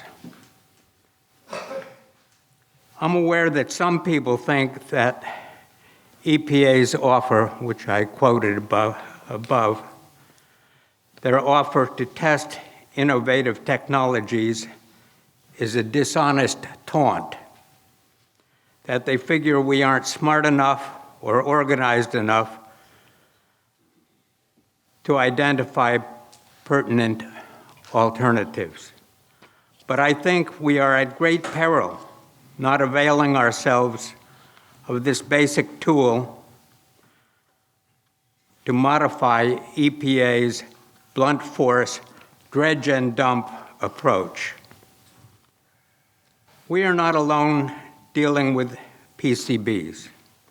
There are hundreds of communities across the globe right now dealing with these persistent toxic chemicals. Dozens of novel strategies have evolved. Yet we should also recognize that at this moment we are severely disadvantaged. If we examine instances where innovative approaches have been successfully employed, we find that those communities have at least 3 of 4 key factors in their favor.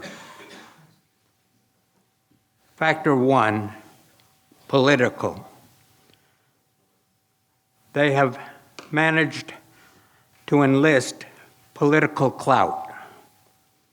In the U.S., this usually means they have a state or federal level politician, perhaps a representative or a senator willing to fight for them. Last time I looked, politicians at every level are aligned against us.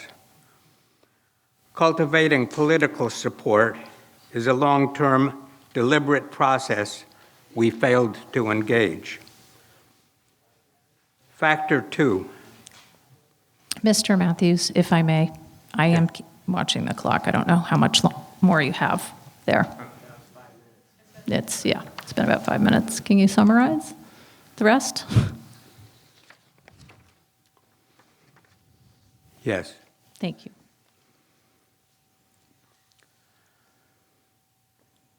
I've mentioned, and I'm going to skip over what I mentioned. I've mentioned 3 key factors: political, financial, and legal. The 4th key factor is unified community support, and this is what Article 15 seeks to enable. We desperately need the informational substrate that will put us in a position to advise the Select Board and other town boards on realistic strategies and alternatives over the next many years. I hope I've said enough on this matter to convince you that an affirmative vote on Article 15 is a modest and prudent step, putting us on a new trajectory. The dollar amount is mostly for expert advice, but also recognizes that many pertinent resources are behind paywalls. That means we have to pay for copies. I would point out that And if we can wrap Thank it up you, now? Mr. Matthews. I just have one. It's, No, thank you very Thank you. much. thank you. Thank you. Thanks. Excuse me. Josh Out of Cohen, order. District 1, and I'm Mr. just going to point out, Gail, thank you, that that time you chased me around the supermarket yelling at me. Point of order, all point of right, order. So, We are so close to the end of this meeting, and I will throw people out of this Josh meeting. I will Cohen, District excuse- 1. Thank you. With all due respect to the comments on the PCPs, nobody wants the dump. We all want to be educated and informed. This is an up or down vote on, are we going to spend $25,000 for bookshelves, paper, and a library or a museum? We have an internet, we got Dropboxes, we got Google. We can share these documents. So I'm not knocking anybody's concerns or anybody's efforts on these PCPs. But it's 2022.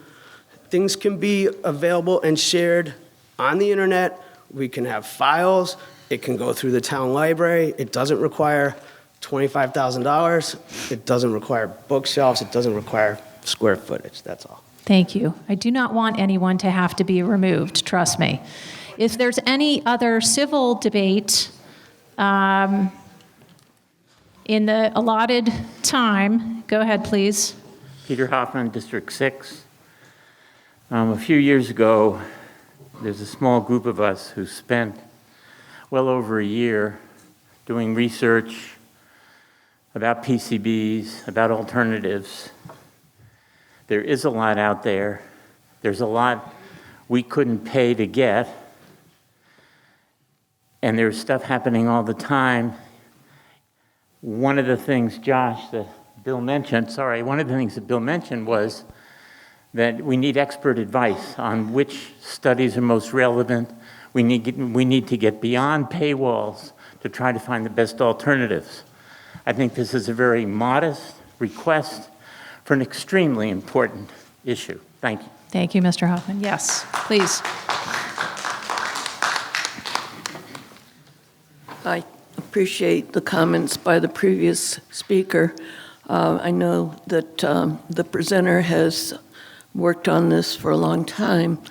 Housatonic River Initiative has been doing a lot of research, and they have informed a lot of us by pointing us towards materials to try to understand this. And one of the things that they recently did was they applied for and received a grant from the Center for Health and Environmental Justice. And that's the organization that actually stopped the Love Canal. And they give out millions of dollars in grants to stop dumps in communities, and they're doing this throughout the country. And their vision, their advice is that you do it with the grassroots. The grassroots has to be educated, and we have to get these materials into the hands of our commissions and boards in this town so that they can start using their expertise. The planning board, the conservation commission, the health department, everybody that has some expertise in this town should be having these materials available to them. So this is a small amount to help in the education. We have presented a strategic plan in order to get this grant, and it is basically to try to educate the community about the dangers so that everybody is on the same page and we bring the community together. But until we educate this community, it's not going to happen. Thank you. Yes, please. Go ahead.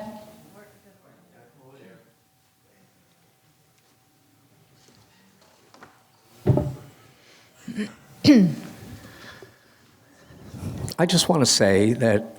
Please tell us who you are. My name's Tim Gray. Thank you. I'm a local business owner, but I'm also director of the Housatonic River Initiative. For the last probably 25, maybe getting close to 30 years now, we've been studying the PCB issue. We've studied it to death. We have studied technologies. We know the technologies that work. We know the technologies that don't work. It's right on our website. If you'd go to cleanthehousatonic.com, you might learn something, because right on there, we talk about the technologies. There are technologies available to us right now that we could be using that would preclude the need to have a dump. You know? EPA doesn't want us to even go there. That's what EPA does. GE doesn't want us to go there either. Why? Because instead of getting the deal that they're getting right now, that we've signed on to, which allows GE to just dump the stuff in Lee, you know, there's just so much going wrong right now about this whole thing. We just found out now, listen to this one, okay? They bought land, GE, the old campground, okay, up there, the private campground. They bought this land just recently. They told us a year and a half ago, we're buying the land that they bought. They said, that's what we need to build the dump. Now they just bought some more land. So my mind goes, because I research everything, my mind goes to, why'd they buy this campground? I'm trying to figure it out. Now I know environmental people all around the world, actually around the country, and plenty of them out in Boston. So I called up some of the people that know what's going on out there, and I said, you know, I heard this wacko story, and some guy posted this on the HRA website talking about, he's an investigative reporter, and he's talking about that GE, and including GE from Pittsfield, took barrels out to the ocean and dumped them over the ledge. Okay? And so now, it's finally catching up to them. They have the principal responsible parties, like General Electric, identified. And they're going to have a lot of dredge spoils from there. And what I'm told out there is that the dredge spoils have to go on land that GE owns. So does anybody know where my mind goes now? Okay. So now, I'm beginning to wonder if they intend to take these dumps out of the ocean and eventually bring it to Lee. Now, EPA is going to tell you folks, well, it's in the agreement that we won't let anything else go into this dump. Mr. Gray, respectfully, this article pertains to funding a technical information center. If you can confine your comments just to that. Yeah, well, Please. this is exactly talking about why we don't need a technical center. You know, the bottom line is all this information, it's a waste of money. It already exists. It exists on the HRI website. If you don't like our opinions, you go to the EPA website. Okay? So Tim, is that your advice? If you think we've already got all the knowledge, vote down this project of $25,000 and not spend it? I think there's plenty, the knowledge is out there if you want to find it. Okay? It already exists. Okay. I don't see why we need this. We just don't need it. There, And- you just said that. You don't Thank see why you, we need it. thank you. Yes, I think you may have to come to this. Oh, you'll be able to hear me. Kathy Gauss, District 4. Yes, Ms. Doust. When an experienced, smart man thinks and speaks, You got it working again. it would behoove us to listen. We were very gracious and supportive of Kathy and her intentions with the community center. I think that we owe this group the same support that has our best interest at heart. And I would ask that you vote for Mr. Matthews' motion. Thank you. Ms. Kalischer, you're next. Thank you. Oh, God. You know, I believe in being educated. I worked on a project before the internet was available. So whatever resources one can get is important. $25,000 is a lot of money. I'm concerned about that. I wish we could start smaller. I don't want to make another amendment about amendment, but that is my wish. And the $50,000 that went back into the general fund was to have legal advice, which I still feel like we need. That's my opinion. Thank you. Thank you. Okay. Mr. Matthews, you spoke for over 5 minutes on this, so I want to hear from this gentleman next. Hello, my name's Zach Sorrentino from Greylock Street. I'm just reading the first line, and I'm hoping you reps understand this. It says $25,000 or any other amount. What happens when the bills come to $60,000, $70,000? Where does that money come from? Zach, that means that this body would vote on any other amount. Okay. And then I just want to make sure that's clear. Could be raised. and could What be did the spent. motion say, though? The motion says $25,000 or any other amount. The article, did the motion say that? Oh, we didn't have a Okay. motion. Yeah, didn't you have did a you read the motion as the article. So But if the way that should read for the minutes is whatever amount is moved, it shouldn't be an open-ended thing. All right, thank you. But it's a good question. Thank you. Okay, is there anyone else who has not spoken and would like to share something? Okay. Mr. Matthews, if you can do this in 30 seconds or less, we will pay attention and then we will proceed.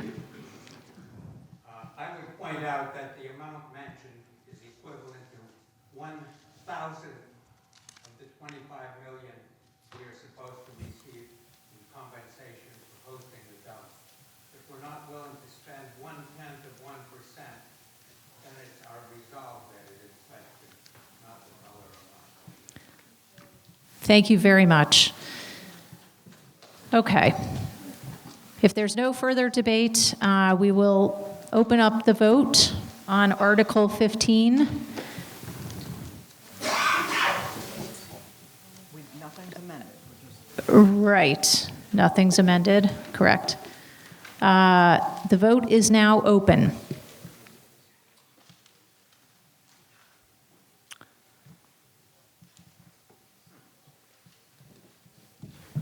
And the vote is now closed.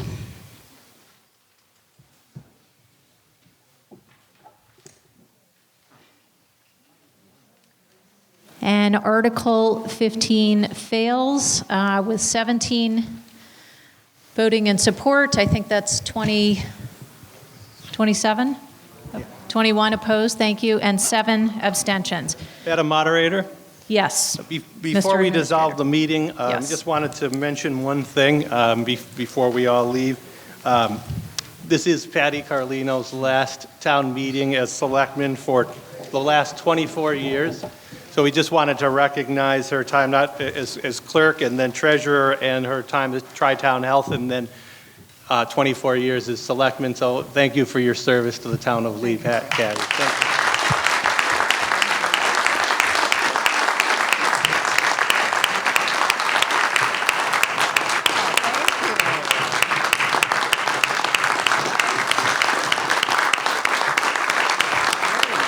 Thank you, Patty. Please. I just want to say thank you to all of you. And my whole life has been with the town of Lee, from high school to today. I'm sorry. My whole life has been with the town of Lee, from high school to today. And my heart is still in Lee, and I'll be at meetings, I'll be at everything that I can. But I just want to say I appreciate the respect I've had over the years. The last 2 have been hard. And I hope that everyone can get respect back, whether you agree with something or don't. But just try to have some respect for the people that are making the tough decisions. But again, thank you very much. I appreciate it all. Thank you. Thank you, Mr. Administrator.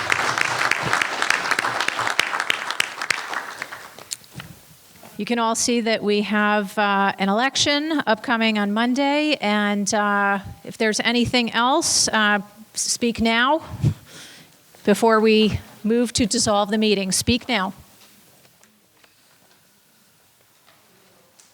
Yes, I'd spoken to Madam Moderator. I just want to really urge the town citizens to come out and vote on Monday. It's a very important vote of whether we will have continued district reps voting, district rep forum or open town meeting. The reps did vote in June, 23 yes to 21 no to continue the rep system and 1 abstain. But I think it's very important that all citizens come and vote on this, and the select board election is also very important with 3 people running. And I hope you put your decision in because this matters for the town. Thank you. Thank you, and if I can get a motion to dissolve? We are dissolved.